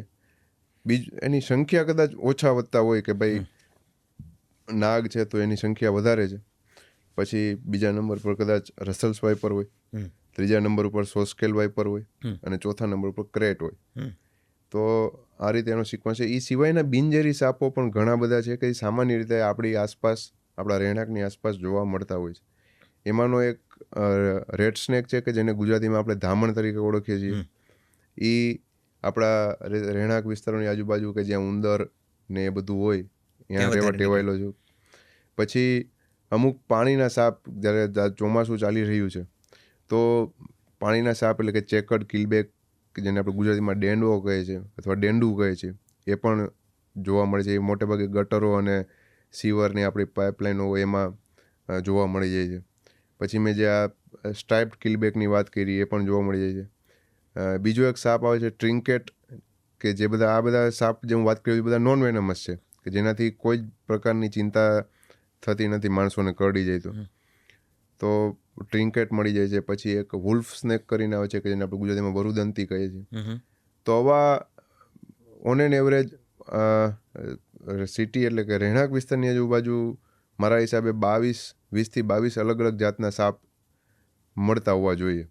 પછી એ રિજન પ્રમાણે બદલાશે, કે અમદાવાદમાં એનું કદાચ સંખ્યા અલગ હોય, સૌરાષ્ટ્ર બાજુ સંખ્યા એની અલગ હોય, તો એ રિજન પ્રમાણે પ્લસ ઓર માઇનસ થશે. એક બહુ જ પેલો એકદમ લીલા કલરનો, એકદમ લીલા રંગનો સાપ આવે છે, અને કેટલીક વખત ગૂગલમાં અને પિક્ચર્સમાં પણ કે માહિતીમાં ઇન્ટરનેટ પર એવું મળે છે કે કોઈ એક સાપ છે જે અત્યંત ઝેરી છે. આપણે ત્યાં સૌથી ઝેરી સાપ કયો, અને જરા દેખાવમાં જુદો પણ બિલકુલ ઝેરી નહીં એવો કોઈ સાપ ખરો? આપણે લીલા કલરના સાપથી લોકો એવું માની લે છે કે લીલા કલરનો છે એટલે વધારે ઝેરી હશે. હા, એકદમ ગ્રીન હોય, પોપટી રંગનો. તો સાપ ક્યારેય કલર ઉપરથી નહીં ઓળખી શકાય કે ઝેરી છે કે બિનઝેરી. અચ્છા. લીલા કલરનો જે સાપ છે કે જે હંમેશા ઝાડ ઉપર રહેવા ટેવાયેલો છે, વેલાઓમાં વધારે પડતો જોવા મળે, એકદમ પાતળી, સાવ પાતળી દોરી જેવો હોય, તો એ સેમી વેનમસ સ્નેક છે, એટલે કે અર્ધઝેરી સાપ છે. અચ્છા. એનામાં વેનમ છે, પણ એ કોના ઉપર કામ કરે છે તો કે નાના નાના પક્ષી, કાચિંડા, ગરોળી, એનો જે ખોરાક છે એના ઉપર કામ કરે એટલું વેનમ એનામાં છે. જી. એ હ્યુમન બોડી ઉપર અસર કરતું નથી. હા, નાનું બાળક હોય તો કદાચ એને ડાયરિયા, વોમિટ એવું થાય, પણ ડેથ ન થાય. રાઈટ. બરાબર. એટલે સેમી વેનમસ છે, વેનમસ નથી. કદાચ એ જ સાપ છે જે પેલી અમુક પ્રકારના એડિક્શન માટે પણ Yes, એને yes, yes, એનો yes. અમુક દુરુપયોગ થાય છે, દેશોમાં દુરુપયોગ થાય છે. યસ, બરાબર, કદાચ એનાથી શું થતું હોય આપણને ખબર નથી, પણ એક આખો અલગ એક ટ્રેન્ડ ચાલુ થયો છે કે જેનાથી લોકો એના એડિક્ટ થાય છે અને અલગ અલગ જાતનું પેલું કરે છે નશો કરે છે. યસ, બરાબર. એમાં ઘણી બધી સ્પીસીસ છે, પછી અલગ અલગ દેશોમાં અલગ અલગ જે તે સ્પીસીસ મળતી હોય એના પર લોકો કરતા હશે, પણ આપણે ગુજરાતમાં કયો વધારે ઝેરી તમે પૂછ્યું, જી, બરાબર, તો આપણે જે 4 ઝેરી સાપ છે એમાં તમે ક્વોન્ટિટી વાઇઝ જો જોવા જાઓ, બરાબર, કે ઝેરની માત્રા કોનામાં વધારે છે તો એમાં રસલ સ્વાઈપર આવે, જેને આપણે ખડચિત્ર કહે છે, એ ક્વોન્ટિટી વાઇઝ છે. અને તમે ક્વોલિટી વાઇઝ જોવા જાઓ તો ક્રેટ છે, કે કોમન ક્રેટ છે એનું જે વેનમ છે એ વધારે ઇફેક્ટિવ હોય એવું કહી શકાય, બરાબર. અને આ એટલે આ ક્વોન્ટિટી ને ક્વોલિટી તો કદાચ તમે તમારા જેવા જાણકાર વધારે સમજે. સામાન્ય માણસને કરડે ત્યારે કેટલા સમયમાં આ એવું ઝેર છે કે જે કરડે ને તરત જ માણસનું મૃત્યુ, ટોક્સિક તરત જ ફેલાઈ જાય અને એનું મૃત્યુ થાય? ખાસ તો સાપ કરડે ત્યારે શું ધ્યાન રાખવું, સૌથી પહેલું શું કરવું? એક બહુ જનરિક માન્યતા છે, પેલું ચીરો પાડીને લોહી કાઢી નાખે, કે પેલું રૂમાલ એકદમ ટાઈટ બાંધી દે જેથી ઝેર કદાચ પ્રસરે નહીં. કયો સાપ કરડે ત્યારે શું કરવું? પ્રાથમિક સારવારમાં શું કરવું? કારણ કે આજે એવા કિસ્સા તો બનતા જ હોય છે. Yes, yes. જો સાપ કરડે ત્યારે સામાન્ય માણસોને ખબર નથી ઝેરી છે કે બિનઝેરી, બરાબર, એટલે એ લોકોએ ઝેરી સાપ સમજીને જ આગળ વધવું. આજુબાજુ કોઈ જાણકાર હોય અને જો એ તમને કે ભાઈ બિનઝેરી સાપ છે ને તો બરાબર છે, પણ સામાન્ય માણસો માટે એ નક્કી કરવું તકલીફવાળું છે કે ભાઈ ઝેરી છે કે બિનઝેરી. તો પછી શું કરવું? તો કે આપણે ત્યાં એવો કોઈ સાપ નથી કે ભાઈ કરડે અને ઓન સ્પોટ ડેથ થઈ જાય. અચ્છા, એવો કોઈ સાપ આપણે અહીંયા થતો નથી. કોઈ પણ સાપ કરડે તો આપને સારવાર લેવાનો સમયગાળો મળે જ છે. અચ્છા. અને હવે તો હું માનું છું ત્યાં સુધી કે જે નેટવર્ક વાળા વિસ્તારો છે કે જ્યાંથી આપણે ફોન કરી શકીએ છીએ એવા વિસ્તારોમાં 108 તો બહુ જલ્દી પહોંચે છે, બરાબર. તો શું કરવું જોઈએ એની પહેલાં હું વાત કરીએ, બરાબર, કે ભાઈ શું કરવું જોઈએ. તો શું કરવું જોઈએ આપણે પછી જોઈએ, શું ન કરવું જોઈએ એ જોઈએ પહેલાં. એટલે લોકોને તમે જ્યારે ભાઈ સાપ કરે ને તો આજુબાજુ જેટલા લોકો એ બધા અલગ અલગ સલાહ આપે કે ભાઈ જ્યાં બહારથી અહીંયા ચેકો મારીને લોહી કાઢી નાખો એટલે વેનમ બહાર નીકળી જાય. તો એના ઉપર વાત કરું કે ભાઈ વેનમ જ્યારે બ્લડના કોન્ટેક્ટમાં આવે તો વેનમ એનું કામ ચાલુ જ કરી દેશે. બરાબર છે. તમે ગમે એટલું લોહી બહાર કાઢો, કેમ કે તમે સીધી વાત છે કે આપણા શરીરમાં જેટલું લોહી છે, હવે એમાં એક ટીપું ટ્રાન્સપરન્ટ લિક્વિડ તમે એડ કરો તો તમે એને પછી દૂર કરી શકો? નરી આંખે તો આપણે જોઈ જ નથી શકવાના. બરાબર છે. તો એ એનું કામ ચાલુ જ કરી દે. એટલે તમને ખ્યાલ નહીં આવે કે કંઈક અલગ કલરનું તો છે નહીં, રાઈટ, કે ભાઈ હવે બ્લુ કલરનું લોહી આવતું બંધ થઈ ગયું એટલે ઝેર નીકળી ગયું. બરાબર છે. તો એ તમને ખ્યાલ નહીં આવે. તમે ધારો કે એને લોહી કાઢી નાખશો, બરાબર, તમે ક્યાં સુધી કાઢશો એ ખબર નથી. હવે તમે એવું અમુક કિસ્સામાં એવું થાય કે લોહી કાઢી નાખો તો સાપ તો નોન વેનમસ કરડ્યો હતો, સાપ તો બિનઝેરી, પણ લોહી ઓછું થવાની લીધે દર્દી મરી ગયો. ઓ બાપરે, એવું પણ બની શકે. બરાબર છે. બરાબર, કે શરીરમાંથી લોહી ઓછું થાય તો પણ માણસ મરી જાય. બરાબર છે. તો એ તદ્દન ખોટી વાત છે. લોહી કાઢવું ન જોઈએ, કેમ કે તમે એને અલગ નહીં કરી શકો. બરાબર. બીજું એક વાત છે કે ટાઈટ પાટો બાંધી દેવો. ક્યારેય પણ ટાઈટ વસ્તુ કોઈ જગ્યાએ બાંધવી ન જોઈએ. હવે એમાં થાય એવું કે દાખલા તરીકે મને અહીંયા કોઈ પણ રીતે અહીંયા બાઇટ થઈ છે આંગળીના ટેરવે. હવે લોકો શું કહે કે અહીંયા ટાઈટ બાંધી દો, અહીંયા ટાઈટ બાંધી દો, બરાબર, અલગ અલગ જગ્યા છો. હવે દાખલા તરીકે અહીંયા ટાઈટ બાંધી દેવામાં આવ્યું. હવે મને હોસ્પિટલે લઈ જાય એટલે ડૉક્ટર ચેક કરીને કહેશે કે ચાલો કંઈ વાંધો નહીં, આ ભાઈ બચી જશે, પણ અહીંથી આંગળી કાપવી પડશે, એટલે આપણે અંગ ખોવું પડે. શું કામે? કેમ કે વેનમ આટલા જ ભાગમાં આવજા કરી શક્યું હોય, એટલે આટલા ભાગમાં ગેંગ્રીન થઈ જાય. ગેંગ્રીન થઈ જાય એટલે એ ભાગ આખો નકામો થઈ જાય ને એને આપણે શરીરમાંથી કાઢવો પડે. એટલે આપણે વેનમને સદંતર નથી અટકાવી શકતા, એને આપણે એનો ફ્લો ધીમો કરી શકીએ, બરાબર. તો એ ફ્લો ધીમો કરવા માટેની એક મેથડ છે, બરાબર, એ આપણે શું કરવું જોઈએ એમાં જોઈએ. એટલે ક્યારેય પણ ટાઈટ બાંધવું એટલે પાટો ન બાંધવો જોઈએ.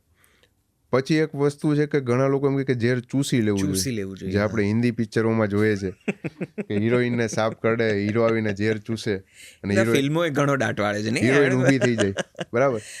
તો એ મેં કીધું એમ કે ક્યારેય તમે એટલે કે સક્શન કરીને ઝેર ક્યારેય ખેંચી શકો નહીં. એ હિન્દી પિક્ચરોમાં જ એ ટ્રીટમેન્ટ કામ આપે, રિયલમાં કામ નથી આપતી. હવે એનો બે ગેરફાયદા થશે કે ધારો કે તમે ઝેર ચૂસો છો, બરાબર, તો બહાર તો 100% નથી જ નીકળવાનું, એનું કામ તો અંદર ચાલુ જ છે, પણ ચૂસવામાં જો તમારા મોઢામાં ઝેર આવ્યું, મોઢામાં ક્યાંય છાલો પડેલો છે, તો તમને અસર ચાલુ થશે. કેમ કે મોઢામાં છાલો હોય તો અહીંયા બ્લડ આવતું હોય ને, તો એ જે તમે ઝેર ચૂસો છો એનું જો વેનમ તમારા મોઢામાં ક્યાંય આવ્યું અને તમારા છાલામાં ક્યાંય ટચ થયો અથવા અંદર ગયું ને અંદર ક્યાંય કોઈ છાલો છે નળીમાં અથવા તો આપણે હોજરીમાં, તો ત્યાં એ બ્લડના કોન્ટેક્ટમાં તમને અસર ચાલુ કરશે, એટલે ચૂસનારને પણ અસર ચાલુ થાય એવું બને. એટલે ક્યારેય પણ ઝેર ચૂસવું જોઈએ નહીં. પછી એક વાત નીકળી છે તો એ જ આખો ટોપિક કરીએ કે મદારી તાંત્રિક ભુવા કે જે કોઈ વ્યક્તિ કે જે ઝેર ઉતારનાર જાણે છે એની પાસે લઈ જવા જોઈએ, બરાબર.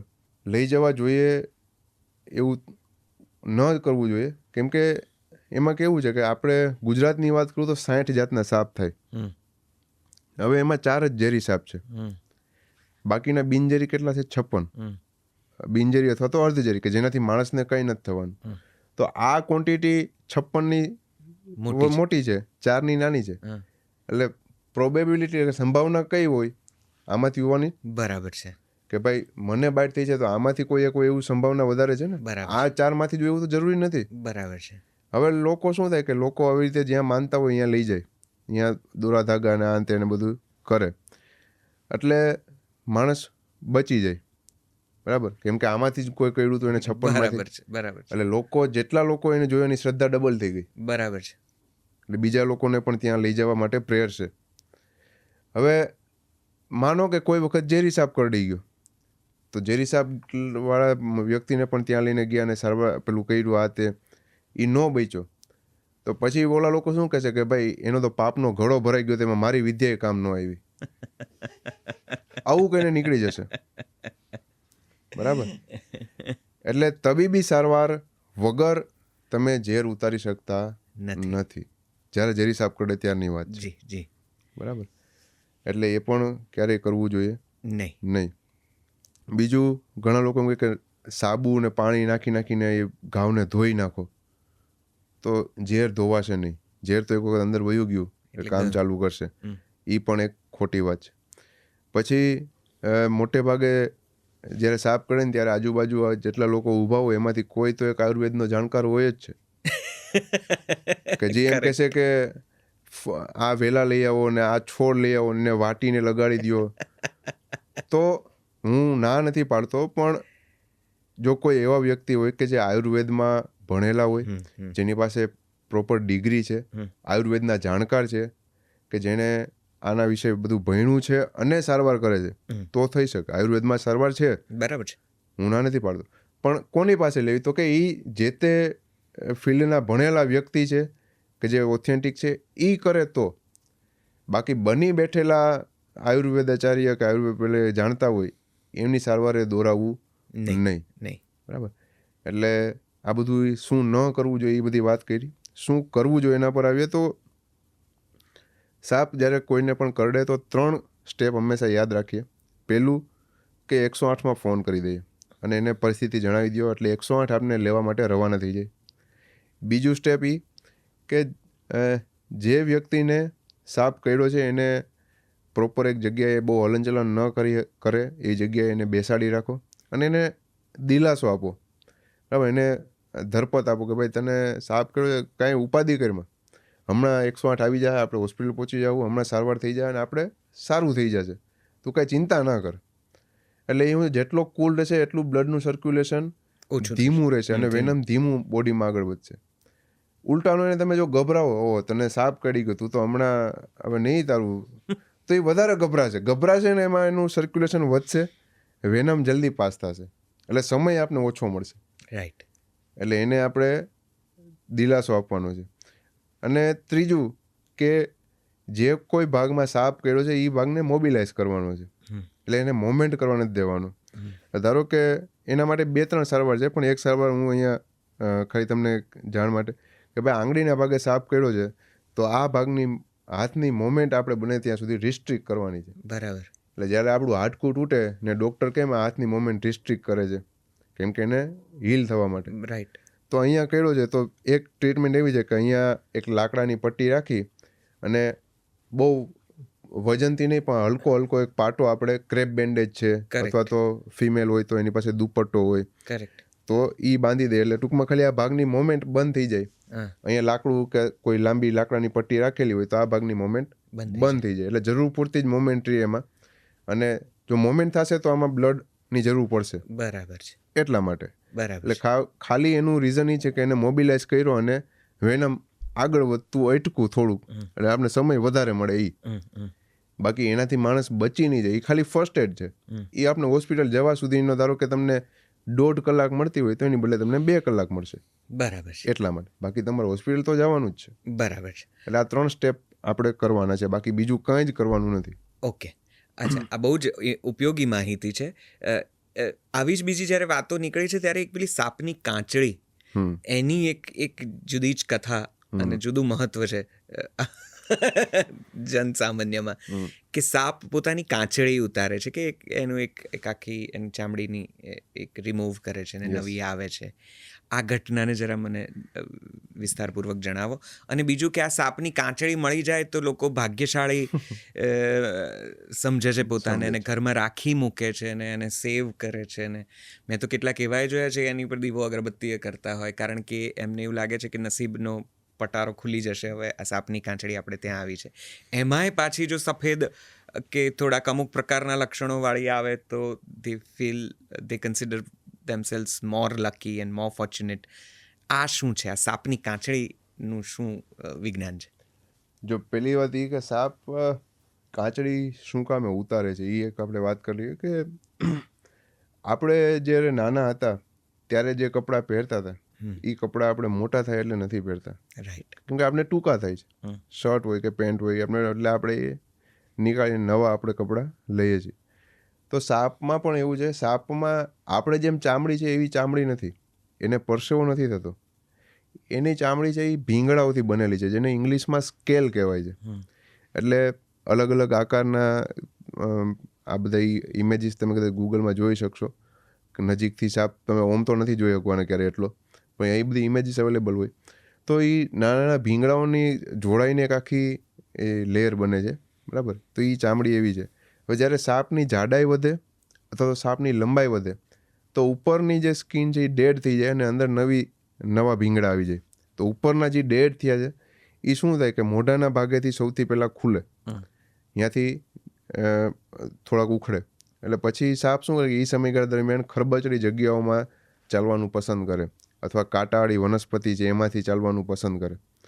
એટલે કોઈ એવી ખરબચડી જગ્યાએ જે ઓલી થોડોક ભાગ જે નીકળો છે એ ત્યાં ફસાઈ જાય એટલે એ ત્યાં રહી જશે. અને સાપ આખો નવો, આપણે જેમ પગમાંથી સોક્સ કાઢીએ અને ઊંધું મોજું નીકળે એ જ રીતે ચામડી ત્યાં રહી જાય, એટલે કે કાંચળી ત્યાં રહી જાય અને નવી ચામડી સાથે સાપ બહાર નીકળી જશે. એટલે કાંચળી ઉતરવાની પ્રક્રિયા એ છે. પછી તમે કીધું કે કાંચળી મળે તો લોકો ભાગ્યશાળી માને છે, બરાબર. અને બીજું કે ઘણા લોકો એવું માને છે કે એને તિજોરીમાં રાખવાથી લક્ષ્મી ડબલ થાય, પૈસા ડબલ થાય એવું માને છે, બરાબર. તો ખરેખર એવું થતું હોત તો મારી નોકરી ન કરવી પડત, બરાબર. સીધી વાત છે.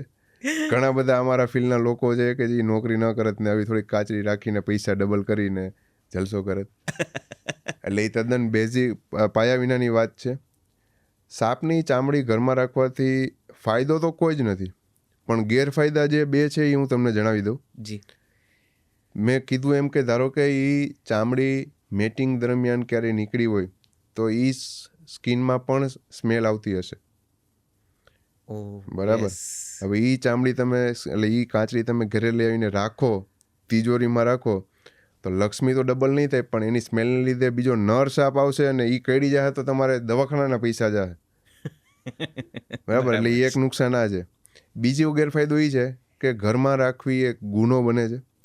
બરાબર, વાઇલ્ડ લાઈફ પ્રોટેક્શન એક્ટ 1972, વન્ય પ્રાણી અધિનિયમ જે આપણો છે 1972, એના સંદર્ભમાં તમે કોઈ પણ વન્ય પ્રાણીનું છોડેલું અંગ, કોઈ પણ વસ્તુ તમે ઘરમાં રાખી શકતા નથી. તો એની લીધે ફોરેસ્ટ ડિપાર્ટમેન્ટ તમારી ઉપર એક્શન લઈ અને તમને જે કંઈ કાર્યવાહી થતી હોય એ કાર્યવાહીમાં તમને હેરાન કરી શકે. એટલે ફાયદો કોઈ નથી, પણ ગેરફાયદા બે છે. એ ચોક્કસ બેમાંથી એક થાય. નીતિ નિયમોની વાત નીકળી છે, ખાસ કરીને જંગલ ખાતાના નીતિ નિયમો. મોટે ભાગે લોકો રિસોર્ટમાં અને આવી રીતે થોડાક અંતરિયાળ જંગલના પ્રદેશોમાં રોકાવા જતા હોય છે અને સફારીનો આનંદ માણતા હોય છે, કે જે પણ કુદરતની સાથે રહેવાની કોશિશ કરતા હોય છે. કયા નીતિ નિયમો જંગલ ખાતાના છે જે સામાન્ય માણસથી અજાણ છે, એમણે જાણવા જોઈએ, સાપના વિષયે પણ અને અન્ય રીતે પણ? એના વિશે થોડીક તમે માહિતી આપી શકો તો. જો મેં કીધું એમ કે પહેલી વાત તો એ કે વાઇલ્ડ લાઈફ પ્રોટેક્શન એક્ટ 1972 જે આખો બનાવવામાં આવ્યો, બરાબર, એનાથી બહુ ઓછા લોકો પરિચિત હોય છે, કે બધાને એની જરૂર નથી, સામાન્ય માણસોને.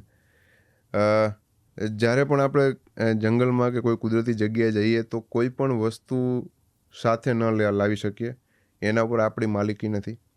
બરાબર, કોઈ પણ, ધારો કે પોર્ક્યુપાઇન છે તો ટૂંકમાં જે ગુજરાતીમાં આપણે શેઢાડી કહીએ, એનો કાંટો મળે. બરાબર, પછી કોઈ હરણનું શીંગડું મળે, તો કોઈ સાપની કાંચડી મળે.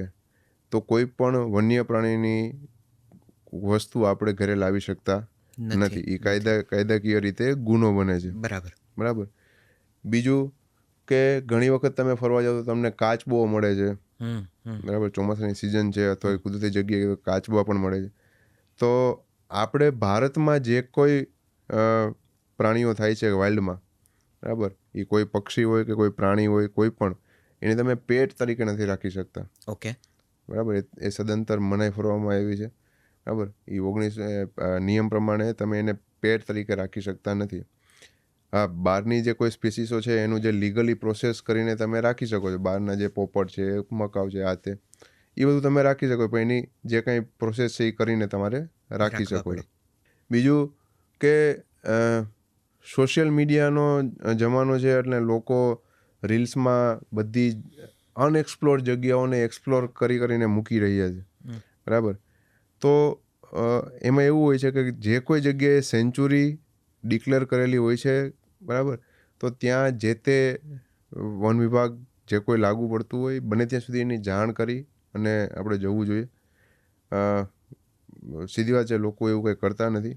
બરાબર, પણ વાઇલ્ડ લાઈફ સેન્ચુરીમાં કોઈ પણ જગ્યાએ જઈ એની જે કુદરતી જગ્યા છે એને બગાડે, ત્યાં જઈને મોટા મોટા અવાજોમાં ગીત વગાડવા, ત્યાં નાસ્તો કરીને ત્યાં કચરો ફેંકવો, એ ખરેખર જોતા બધી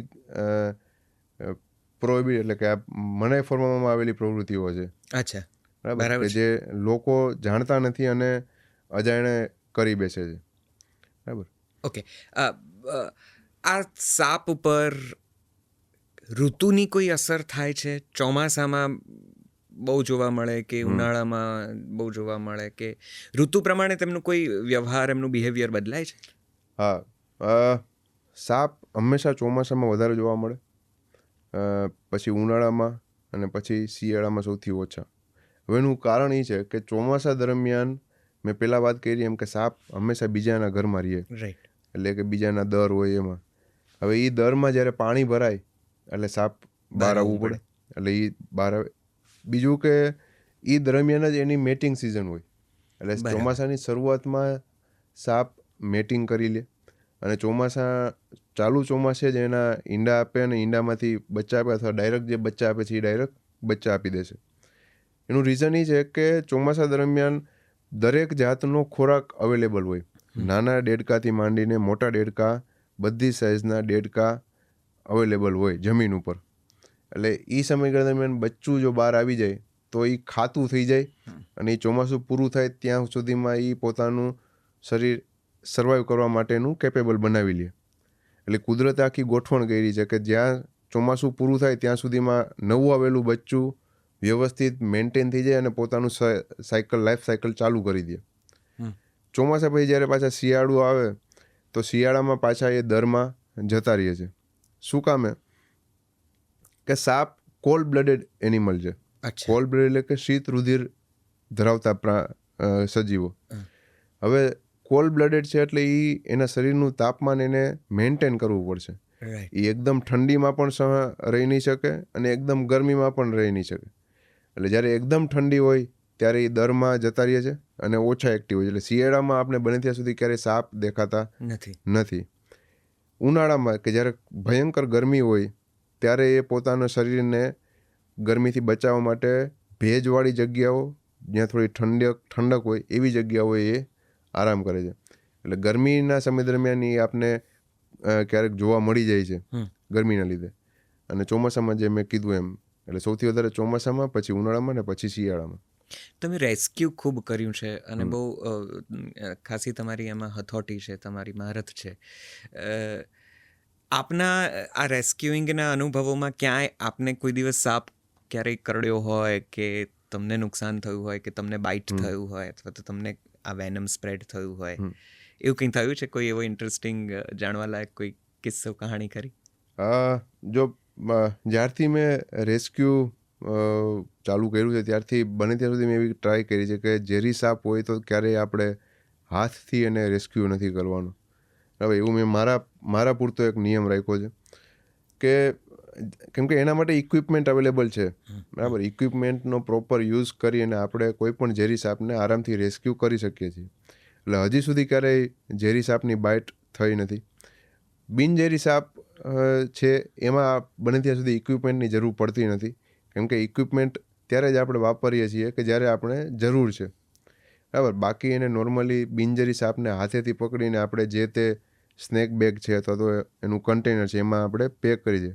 હવે બિનઝેરી સાપને જ્યારે આપણે હાથેથી પકડીએ ત્યારે ઘણી વખત એવા કિસ્સા, ઘણી વખત બાઇટ થઈ છે અલગ અલગ સાપની. ઘણા ટાઈમે એટલે ઘણી વખત બાઇટ થઈ છે, પણ ક્યારેય વેનમસ સ્નેકની બાઇટ નથી થઈ.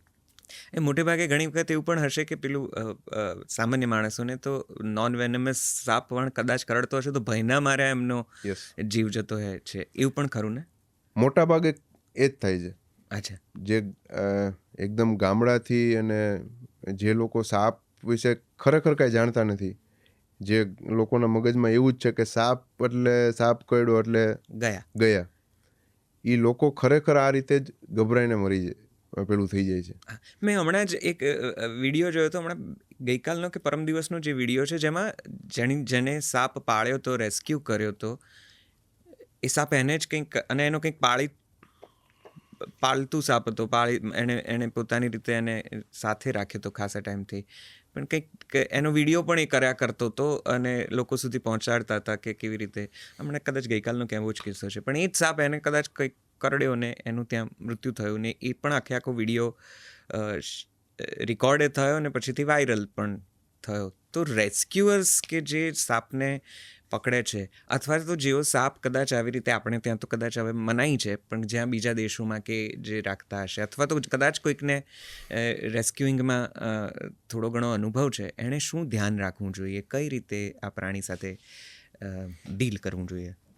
જો પહેલી વાત તો એ કે મેં જ્યારે કીધું કે સાપમાં પેરેન્ટ કેર નથી, બરાબર. હવે સાપમાં જો પેરેન્ટ કેર ન હોય તો એને પેટ કેર કેવી રીતે હોવાની?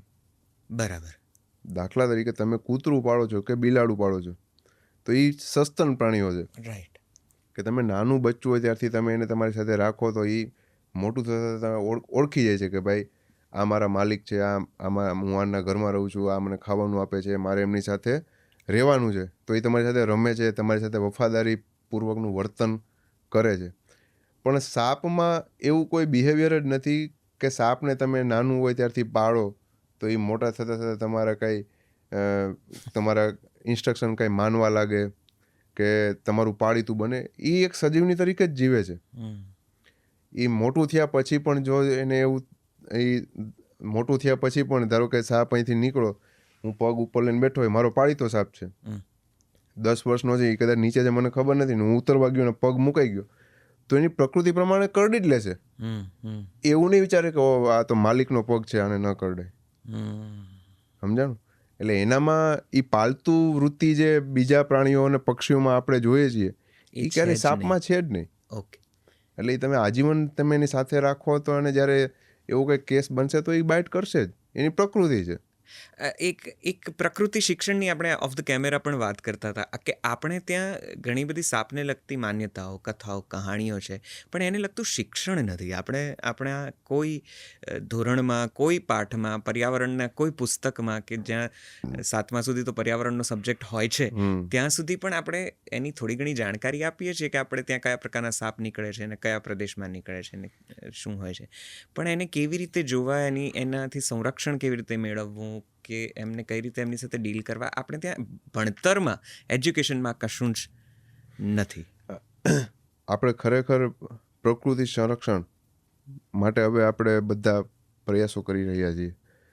ખાસ આ ગ્લોબલ વોર્મિંગની જે અસરોથી આપણે રોજબરોજ સમાચારોમાં જોઈ રહ્યા છીએ કે ભાઈ આ આટલું ગ્લેશિયર પીગળી ગયું ને અહીંયા હમણાં રિસેન્ટલી લાસ્ટ વીક જ એક રિપોર્ટ હતો કે અમદાવાદમાં એર ઇન્ડેક્સ પોલ્યુશન આને ક્રોસ કરી ગયું ને આ બધું. બરાબર.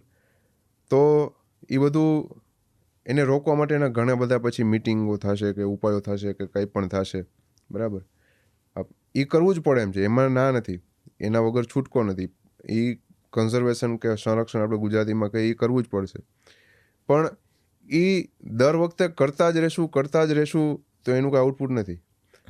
એક એવું આખો એક વર્ગ ઊભો થવો જોઈએ કે જે પોતાની ફરજ સમજીને જ એ કરે, સેલ્ફ પોતાની જાતથી જે ચાલુ કરશે તો જ મેળવશે. તો એ કઈ રીતે થાય? તો કે પ્રકૃતિ શિક્ષણને લીધે. નેચર એજ્યુકેશન એ જ એક એવું સોલ્યુશન છે કે જે લાંબા ટાઈમનું તમને નેચર કન્ઝર્વેશનમાં મદદ થશે. બરાબર. હવે તમે કીધું કે 7 ધોરણ સુધી પર્યાવરણની બુક આવે છે. બરાબર. તો આપણે બાળકોને ક્લાસરૂમમાં પર્યાવરણ શું એ ભણાવી દીધું, પણ એને બહાર લઈ જઈને તો બતાવો કે પર્યાવરણ શું છે. બરાબર. એમાં તમને 10 ઝાડના નામ આવે છે તો એ તમે 10 ઝાડ બાળકોને રૂબરૂ બતાવો. પોસિબલ હોય તો એને ટચ કરાવો, ઝાડ એના પાનને ટચ કરાવો. જો ખાવા લાયક હોય તો એનું પાનને ચખાડો. એ ઝાડને હગ કરે, એને ફીલ કરાવો. ટૂંકમાં વાત એ છે કે બાળકને કુદરત પ્રત્યે સંવેદના જગાડો. કરેક્ટ. બરાબર. એને એવું નથી કહેવાનું તમારે કે ભાઈ કાલે ઘરે 10 રોપા વાવી દેજે, કાલે આખો ક્લાસ આપણે પ્લાસ્ટિકની સફાઈ કરવા જવું છે કુદરતી જગ્યાએ, તમે પ્લાસ્ટિક સફાઈ કરી આવો.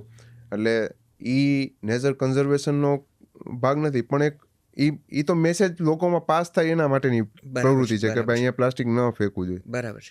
પણ બાળકને ખાલી તમે સંવેદના તો જગાડો કે ભાઈ આ ઝાડ છે, આ ઝરણું છે, આ નદી છે, આ પહાડ છે, આ પથ્થર છે, આ બધું કેટલું જરૂરી છે.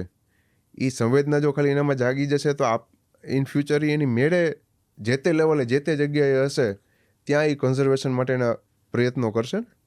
બસ. એટલે એ પ્રાથમિકથી આ નેચર એજ્યુકેશનના બીજ રોપી દેવા જોઈએ. અને હું તો ખરેખર એવું માનું છું કે આપણે ભણતા ત્યાં પીટીનો એક લેક્ચર આવતો જે વીકમાં એકવાર હોય, શનિવારે સવારે કે ફિઝિકલી આપણે થોડીક કસરતો ને કટ કરે બધું, એમાં વાળ ને નખ ને બધું. તો એવો એક લેક્ચર વીકમાં પ્રકૃતિ શિક્ષણનો હોવો જોઈએ કે પ્રકૃતિ શિક્ષણમાં આ બધી બાબતોને આપણે આવરી લઈએ કે ભાઈ એને નજીકમાં કોઈ કુદરતી જગ્યાએ લઈ જાય, એને કુદરત સાથે ભલે ને બાળક રમે, એને જોવે, એને અનુભવે, એવી કુદરતને જાણી શકે એવી ઘણી બધી પ્રવૃત્તિઓ છે, એ બધું કરાવીએ. તો ખરેખર જે મોટી મોટી સ્કૂલ છે કે જે એફોર્ડ આ બધું કરી શકે છે એને ખરેખર આ વિશે વિચારવું જોઈએ. અને પ્રકૃતિ શિક્ષણ માટેના નેચર એજ્યુકેટર પણ બહુ બધા છે હરેક સિટીમાં, ગુજરાતમાં, ઇન્ડિયામાં, કે જે આવી રીતે આવીને બાળકોને પ્રવૃત્તિ પણ કરાવી શકે. તો એક પ્રકૃતિ શિક્ષણ તરફ પેઢીને લઈ જવી જોઈએ. તો આ જે પ્રકૃતિ શિક્ષણ છે, જેમ આપણે ખાસ કરીને આપણે જે સાપની વાત કરી રહ્યા છીએ તે દરમિયાન નાના બાળકોને કે કમસે કમ 11મા 12મા 10મા ના જ્યારે થોડા વધારે સમજતા થાય છે ત્યારે તમને લાગે છે કે એ પણ શિક્ષણનો ભાગ હોવો જોઈએ કે જેથી એ આવી કોઈ પરિસ્થિતિમાં બે જણને મદદ કરી શકે જો જાણકાર હોય તો. અને એ સિવાય ધીરે ધીરે કદાચ આના વિશેની એક અવેરનેસ ફેલાતી જાય અને આપણા જનમાનસમાં જે સાપ વિશેનો એક બહુ જ સહજ ભય છે એ દૂર થાય અને માણસને અને સાપને બંનેને થોડી વધારે અનુકૂળતા સધાય. તમને લાગે છે કે શિક્ષણમાં એનો ઉમેરો થવો જોઈએ કે એના કોઈ પ્રેક્ટિકલ અપ્રોચ હોવા જોઈએ આપણે એજ્યુકેશનમાં? 100% હોવા જોઈએ. કેમ કે આ કેવું છે કે આ બેઝિક માહિતી છે. હું એવું નથી કહેતો કે ભાઈ બધા જ લોકો સ્નેક રેસ્ક્યુઅર બની જાય. રાઈટ. કે બધા જ લોકો કુદરત માટે કામ કરતા થઈ જાય. રાઈટ. પણ ખાલી એટલી બેઝિક ઇન્ફોર્મેશન આપણા ભણતર દરમિયાન આપને હોય કે ભાઈ કયા 4 ઝેરી સાપ છે, કયા સાપ કરડે તો શું કરવું, શું ન કરવું, એ બધાનું એ જ્યારે પ્રાથમિકમાં કે માધ્યમિકમાં કે 11-12 સુધીમાં આપણે થોડુંક બેઝિક ભણાવી દેવામાં આવે તો એ કોઈ પણ જગ્યાએ કામ લાગવાનું છે ને. એ તમે ભણીને ગયા તો તમે ફોર એક્ઝામ્પલ તમે જે જગ્યાએ જોબ કરતા હશો ત્યાં તમારી નીચે કોઈ સ્ટાફ હશે, એમાં કંઈ આવો ઇન્સિડન્સ થયો તો તમે એ ટાઈમે કંઈક શીખાશો તો તમને કામ લાગશે. કે ભાઈ એ ટાઈમે તમે શીખા હોય કે ભાઈ શું કરવું જોઈએ, તો એ 3 સ્ટેપ તમને યાદ હોય તો એ તમે તમારા વર્કિંગ પ્લેસ ઉપર એપ્લાય કરી શકો. બરાબર છે. બરાબર. તો એ તમને આ રીતે કામ લાગે છે કે ભાઈ તમે બીજાની જિંદગી પણ બચાવી શકો છો, કામ આવે. બિલકુલ બિલકુલ. બરાબર. એટલે એ થોડીક આ બેઝિક માહિતી જો ભણતર દરમિયાન એને બાળકોને આપી દેવામાં આવે તો એને. અને પછી બીજું એ છે કે ધારો કે અમને જે તે વખતે બેઝિક માહિતી માટે જ લઈ ગયા હતા. રાઈટ. જે આપણે કાર્યક્રમની શરૂઆતમાં વાત કરી કે અમને સકરબાગ ઝૂમાં બેઝિક માહિતી આપવા માટે જ લઈ ગયા હતા. રાઈટ. પણ એવું પણ બને કે અમારી જેમ કોક કરેક્ટ, હું હજી એના તરફ જ આવતો હતો, બહુ સારું કામ કરતા થઈ જાય અને લોકોમાં અવેરનેસ ફેલાવતા થઈ જાય, એવું કોઈ આપને માણસ મળી જાય. બિલકુલ બિલકુલ. કદાચ બનવા જોગ છે કે કોઈક વિદ્યાર્થીને પ્રકૃતિ સંરક્ષણ જ પોતાની કારકિર્દી ઘડવી હોય એવું એને નાનપણથી સમજાઈ જાય તો કમસે કમ ફરીને ના આવવું પડે, એટલો સમય બચીને થોડું વધારે સારું કામ. એટલે મારી જેમ એન્જિનિયર થઈને પછી આ કામ ન કરવું પડે.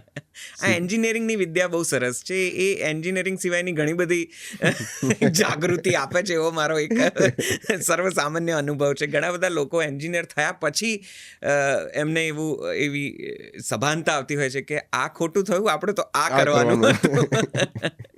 પણ આ સાપ સિવાય આપ બીજા કયા વાઇલ્ડ લાઈફમાં કયા શેના વિશે વધુ કામ કરો છો?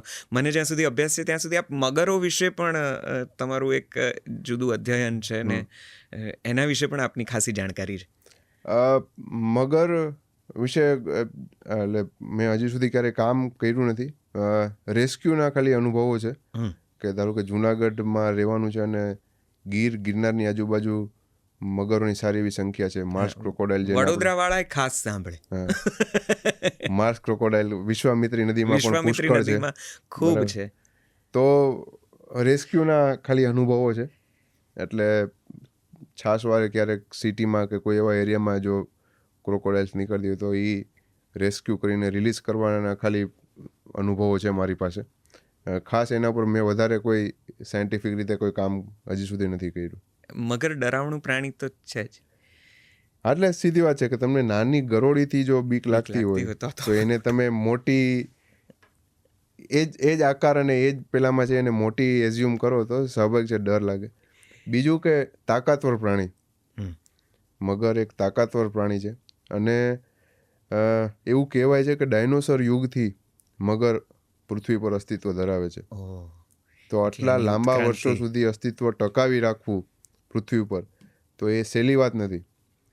બરાબર. તો સીધી વાત છે કે એના માટે એને એ કેટલું પોતાની બોડીને રફ એન્ડ ટફ હરેક પરિસ્થિતિમાં ટકાવી રાખ્યું હશે એને કે હજી સુધી સજીવ એટલે પૃથ્વી પર જીવે છે, એક્સટિંક્ટ નથી થયા. યસ.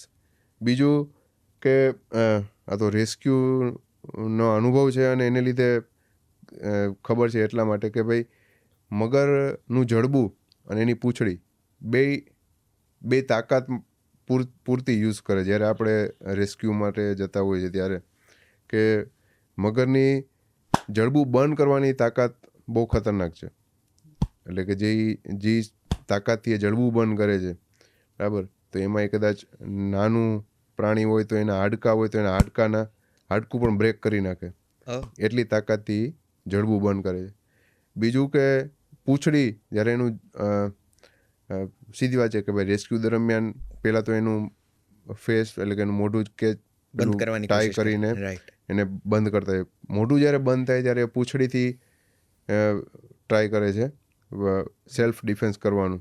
એટલે પૂંછડીથી આપણે તાકાત બતાવે, પૂંછડી મારે એવું કરે.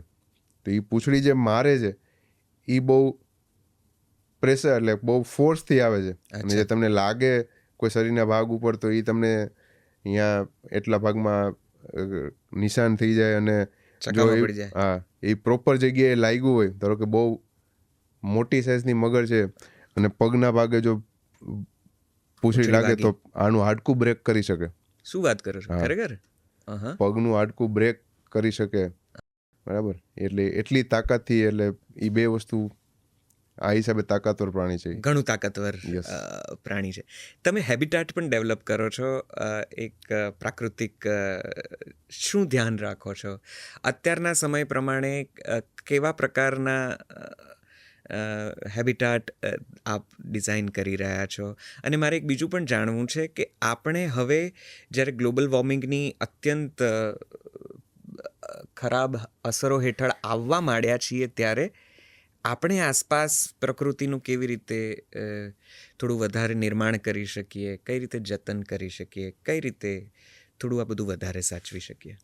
જો બને ત્યાં સુધી લોકોને કેવું છે કે એક પ્લાન્ટેશન એસ્પેક્ટ છે કે ભાઈ વૃક્ષો વાવવા જોઈએ, વૃક્ષો વાવવા જોઈએ. પણ વૃક્ષો વાવવા જોઈએ તો કેવા અને ક્યાં વૃક્ષો વાવવા જોઈએ એ માહિતી બહુ ઓછા લોકો પાસે છે. એ મેળવવાની જરૂર છે. બરાબર. તો બને ત્યાં સુધી નેટિવ વૃક્ષો વાવો.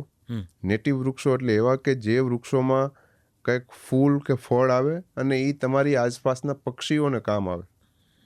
બરાબર.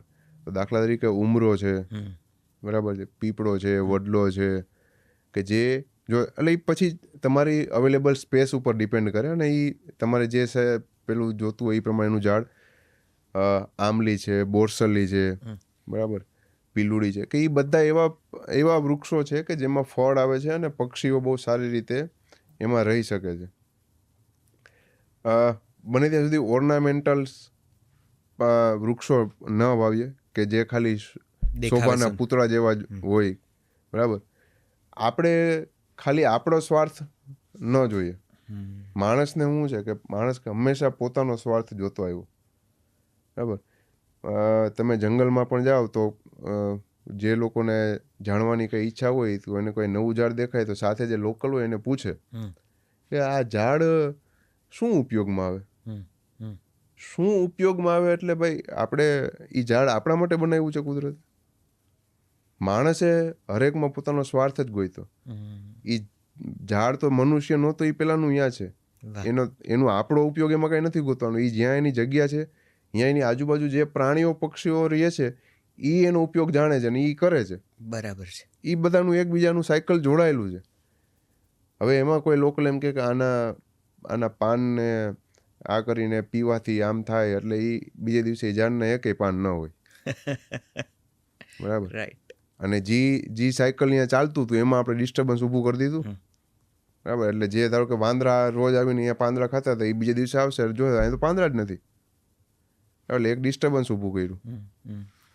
તો હંમેશા એ ધ્યાન રાખીએ કે ભાઈ કોઈ પણ ઝાડ કે કોઈ પણ વસ્તુનો આપણે કુદરતી વસ્તુનો ઉપયોગ કરવો છે.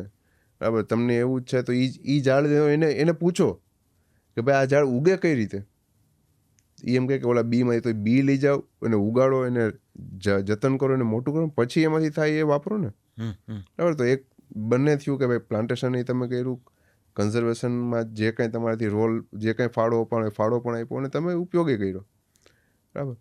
પણ એ જ્યાં છે એ જગ્યા એને રહેવા દો અને એને એઝ ઇટ ઇઝ ખાલી જોવો અને આનંદ લ્યો એનો. બિલકુલ. અને એ સિવાય આપણે પ્રકૃતિને કઈ રીતે આપણામાં થોડી વધારે અંદર ઉતારી શકીએ, કઈ રીતે થોડા વધારે એની સમજણ કેળવી શકીએ? તમે કદાચ કંઈક સજેસ્ટ કરો તો કોઈને શું સજેસ્ટ કરશો? 2-3 કોઈ એવી ટિપ્સ કે એવા કોઈ સ્ટેપ્સ કે એવું કંઈ? જો મોટે ભાગે એક તો મેં જે પ્લાન્ટેશનની વાત કરી એમ કે ભાઈ આ તાપમાનની જે ભયંકર અસરો આપણે ભોગવી રહ્યા છીએ, આ કદાચ આપણો ગયો ઉનાળો આપણો સૌથી હાઈએસ્ટ આકરો હતો. આકરો ઉનાળો ગયો. બરાબર. તો એ બધી અસરોને કાંઈક અંશે હું માનું છું વૃક્ષારોપણથી આપણે થોડીક કાબૂમાં કરી શકશું. બીજું એ છે કે હવે મોટા મોટા શહેરોમાં કોઈને કીચડ નથી ગમતું, કોઈને ખુલ્લી જમીન નથી રહેવા દેવી. બધામાં સિમેન્ટ બ્લોક પાથરી દેવા છે અથવા રોડ્સ બનાવી દેવા છે, બ્લોક્સ પાથરીને ખુલ્લી જમીન કવર કરી દેવી છે. રાઈટ. બરાબર. તો ઇવન તમારું સોસાયટીનું ગાર્ડન હોય તો ગાર્ડનમાં પણ તમે આ જ કરો છો. રાઈટ. તો તમે વરસાદનું પાણી જે ગ્રાઉન્ડ વોટર ટેબલ રિચાર્જ થવું જોઈએ એવરી યર, એ તો થવા જ નથી દેતા. પછી તમે દર ઉનાળે જે પાણીની તંગી જે ભોગવી રહ્યા છો, જે દર વર્ષે વધતી જ જાય છે કે ભાઈ આ વખતે 4 મહિના પાણી ચાલ્યું તો આવતા વર્ષે 3.5 મહિના, પછી 3 મહિના, એમ જે ઘટતું જાય છે. એ આવા બધા નાના ગ્રાઉન્ડ વોટર ટેબલ તમારું રિચાર્જ થતું રહેવું જોઈએ. એ એક આપણે બેઝિક આપણી સોસાયટી લેવલે તો કરી જ શકીએ કે ભાઈ જે જમીનમાં બ્લોક્સની જરૂર નથી ત્યાં ખુલ્લી રહેવા દો. ઘણી જગ્યાએ તો એવું જોઈએ કે જે ઝાડ વાવેલું હોય તો ઝાડની નજીક સુધી આપણે બ્લોક્સ મારી દીધા હોય છે. તો ઝાડને એ તમે એક જાતનો ગળા ટૂંપો આપતા હોય એવી ફિલિંગ આવે. બરાબર છે. એટલી જગ્યા તો ખાલી એની કેનોપી જે પડે છે એટલી જગ્યા તો ખુલ્લી રહેવા દો કે જ્યાં પ્રોપર પાણી જાય. તો એટલે બને ત્યાં સુધી જો પોસિબલ હોય તો ગ્રાઉન્ડ ખુલ્લા રાખવા કે જેથી આપણું જ ground water table proper recharge થાય અને આપને કામ લાગે. એ એક બીજું કરવા જેવું છે. બાકી તમે કુદરતી સંપત્તિ છે, જે કોઈ જગ્યાએ જાઓ છો, જે કોઈ જગ્યાને માણવા માટે જાઓ છો, એને એઝ ઇટ ઇઝ રહેવા દો. બને ત્યાં સુધી એમાં ડિસ્ટર્બન્સ ઊભું ન કરો. કાંઈ લઈ આવવાનું કે કંઈ છોડી આવવાની વૃત્તિ ન રાખો. આટલું તો કરી જ શકાય. બેઝિક આપણા લેવલે તો કોઈ પણ કરી શકે એવી વસ્તુઓ છે. તમે જે હેબિટાટ ડેવલપ કરી રહ્યા છો એમાં શું ખાસ કરી રહ્યા છો, એના વિશે કંઈ જાણવા જેવું હોય તો અમને જણાવો. જો હેબિટાટ ડેવલપ કરવી એ તો બહુ એક મોટો સબ્જેક્ટ છે. પણ મેં કીધું એમ કે ભાઈ કોઈ ખાલી જગ્યા છે તો હરેક પહેલાં તો એ સમજે કે હેબિટાટ એટલે છે શું. હેબિટાટ એટલે એવી વસ્તુ છે કે જ્યાં આખું નિવસન તંત્ર વસવાટ કરે છે, એટલે કે આખું એક સાયકલ રહે છે. હવે આપણે ઘણી વખત રણમાં જઈએ, બરાબર, તો GR કે છે greater Rann of Kutch, LR કે છે લિટલ રણ ઓફ કચ્છ. તો બધાને એવું થાય આ તો રણ છે, આ ખાલી મેદાન છે, આનું શું કામ એમ. આમાં ઘણા લોકો તો એવી વાતો કરે કે આમાં કંઈક વૃક્ષો વાવી દેવા જોઈએ ને, બરાબર. પણ એ રણ એ પોતાની આખી ઇકોસિસ્ટમ છે, પોતાનું આખું એક હેબિટાટ છે. એ રણમાં જે પક્ષીઓ થાય છે એ અહીંયા જ થાય છે, અહીંયા જે જીવજંતુઓ કે અહીંયા જે કોઈ પ્રાણીઓ રહે છે અહીંયા જ રહે છે, બરાબર. LR કે છે ધારો કે છે તો એમાં વાઇલ્ડલેસ એટલે ઘુડખર કરીને એક પ્રાણી રહે છે. તો એ એવા મેદાની પ્રદેશોમાં રહેવા જ ટેવાયેલું પ્રાણી છે, બરાબર. એને હવે તમે ગીચ જંગલ બનાવી દો તો એ નહીં રહી શકે. એટલે બધું એની રીતે આખું. પછી ધારો કે વેળાવદર, આપણે નામ સાંભળ્યું વેળાવદર, તો એ આખું ગ્રાસલેન્ડ છે. તો એમાં ગ્રાસ બહુ સારી ક્વોલિટીનું ગ્રાસ ઉગે છે, બરાબર. તો ત્યાં મોટે ભાગે કાળિયાર પુષ્કળ પ્રમાણમાં જોવા મળે છે. તો એ ગ્રાસલેન્ડની આખી ઇકોસિસ્ટમ છે. રાઈટ.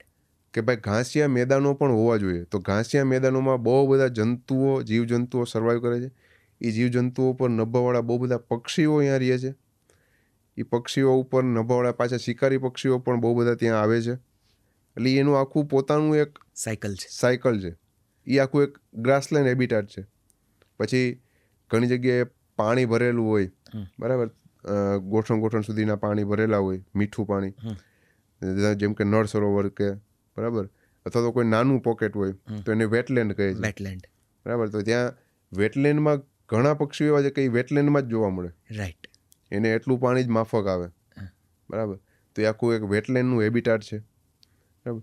તો એ રીતે હેબિટાટ એટલે કે ધારો કે ગિરનાર છે, તો ગિરનાર અને ગીર એ સેમી ડ્રાય ડેસિડ્યુઅસ ફોરેસ્ટ છે, બરાબર. એટલે કે સૂકા અને પાનખર જંગલો છે, બરાબર.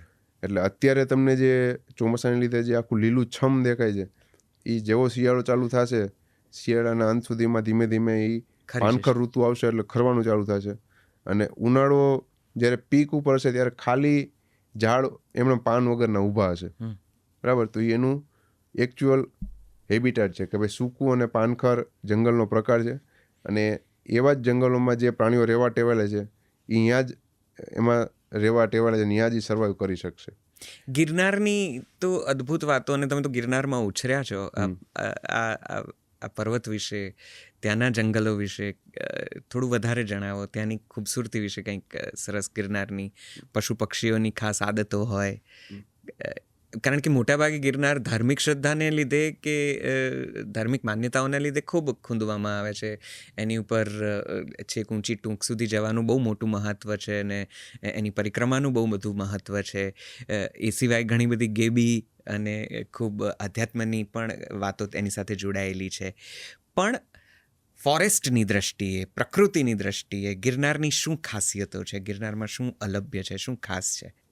પ્રકૃતિની દ્રષ્ટિએ જો જોવા જઈએ એટલે ગિરનાર એ વર્ષો પહેલાં એટલે ઇગ્નિશિયસ રોક, એટલે કે જે આપણે અગ્નિકૃત ખડકો કહીએ છીએ એમાંથી જ બનેલો એક પર્વત છે.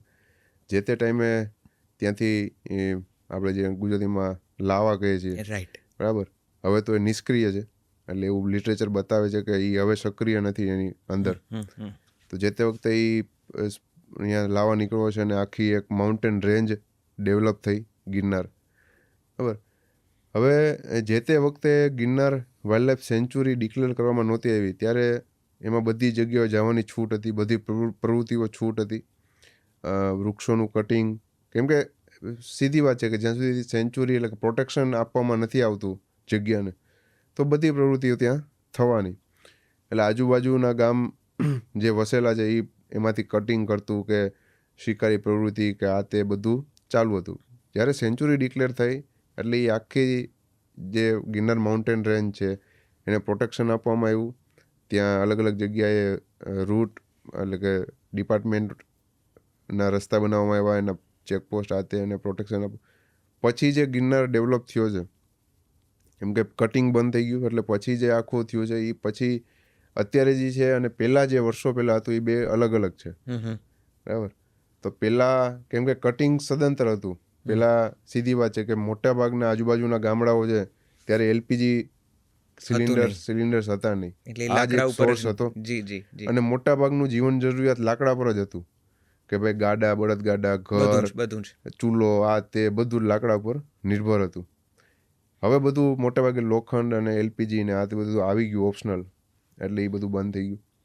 એટલે એ હિસાબે સૌથી સારું જો બાયોડાયવર્સિટી હોય તો બોટની, એટલે કે વનસ્પતિમાં બહુ સારી બાયોડાયવર્સિટી છે ગિરનારમાં. લોકો વર્ષોથી એવું કહે છે, અને જે કોઈ બોટનિસ્ટ અહીંયા આવ્યા, એને રિસર્ચ કર્યા, એને જોયું, એ બધાનું કહેવું એવું છે કે બહુ સારામાં સારી બાયોડાયવર્સિટી અહીંયા ગિરનારમાં મળે છે. ગિરનારમાં કંઈ અલભ્ય ખરું, કંઈ એવું જે તમને ખાલી વન ખાતાના માણસોને જ ખબર હોય ને અમારાથી બિલકુલ અજાણ હઈએ, અમે કંઈ અપરિચિત હઈએ, એવું કંઈ ખાસ ગિરનારની પ્રકૃતિમાં અલભ્ય આપને પ્રાપ્ત થયું છે?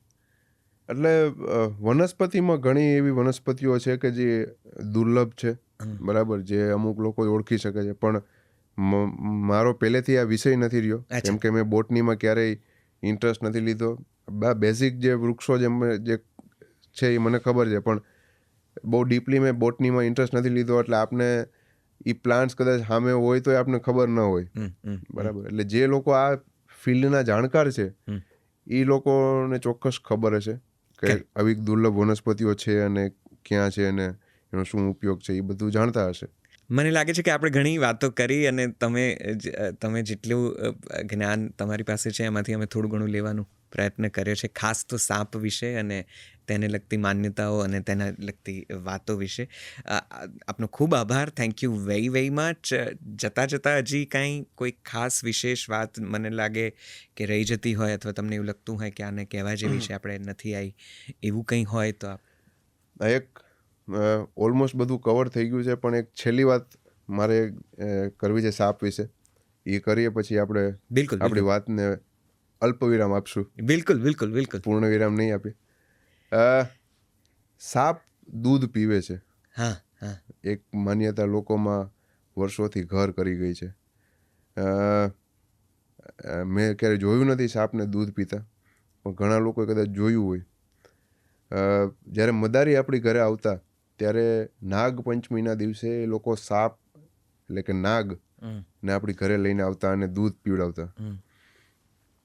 તો જનરલી કેવું થતું કે નાગપંચમીના દિવસે મદારી આપણી ઘરે નાગ લઈને આવે તો એ નાગપંચમીના 1.5-2 મહિના પહેલાંની જે કહાની છે એ લોકોને ખબર નથી. મદારી શું કરતા કે જંગલમાંથી આવા સારી સાઇઝના નાગ પકડી આવે, પછી શું કરે કે પછી એના બે બાજુના દાંત તોડી નાખે, એટલે કે વેનમ ટીથ, એને જે ફેંગ્સ છે, પછી એક ગરમ સળિયો કરીને એની ઝેરની કોથળી ફોડી નાખે અને પછી બે બાજુ થોડા થોડા સ્ટીચ લઈ અને ખાલી થોડુંક મોઢું ખુલે એટલી જગ્યા રહેવા દે. પછી નાગને 1.5-2 મહિના સુધી ડબ્બામાં બંધ રાખે, જ્યાં સુધી નાગપંચમી ન આવે ત્યાં સુધી. હવે જેવી નાગપંચમી આવે એટલે નાગ શું છે કે મેં કીધું એમ કે જ્યારે ગુસ્સામાં હોય ત્યારે શું કરશે, ફેણ ખોલશે.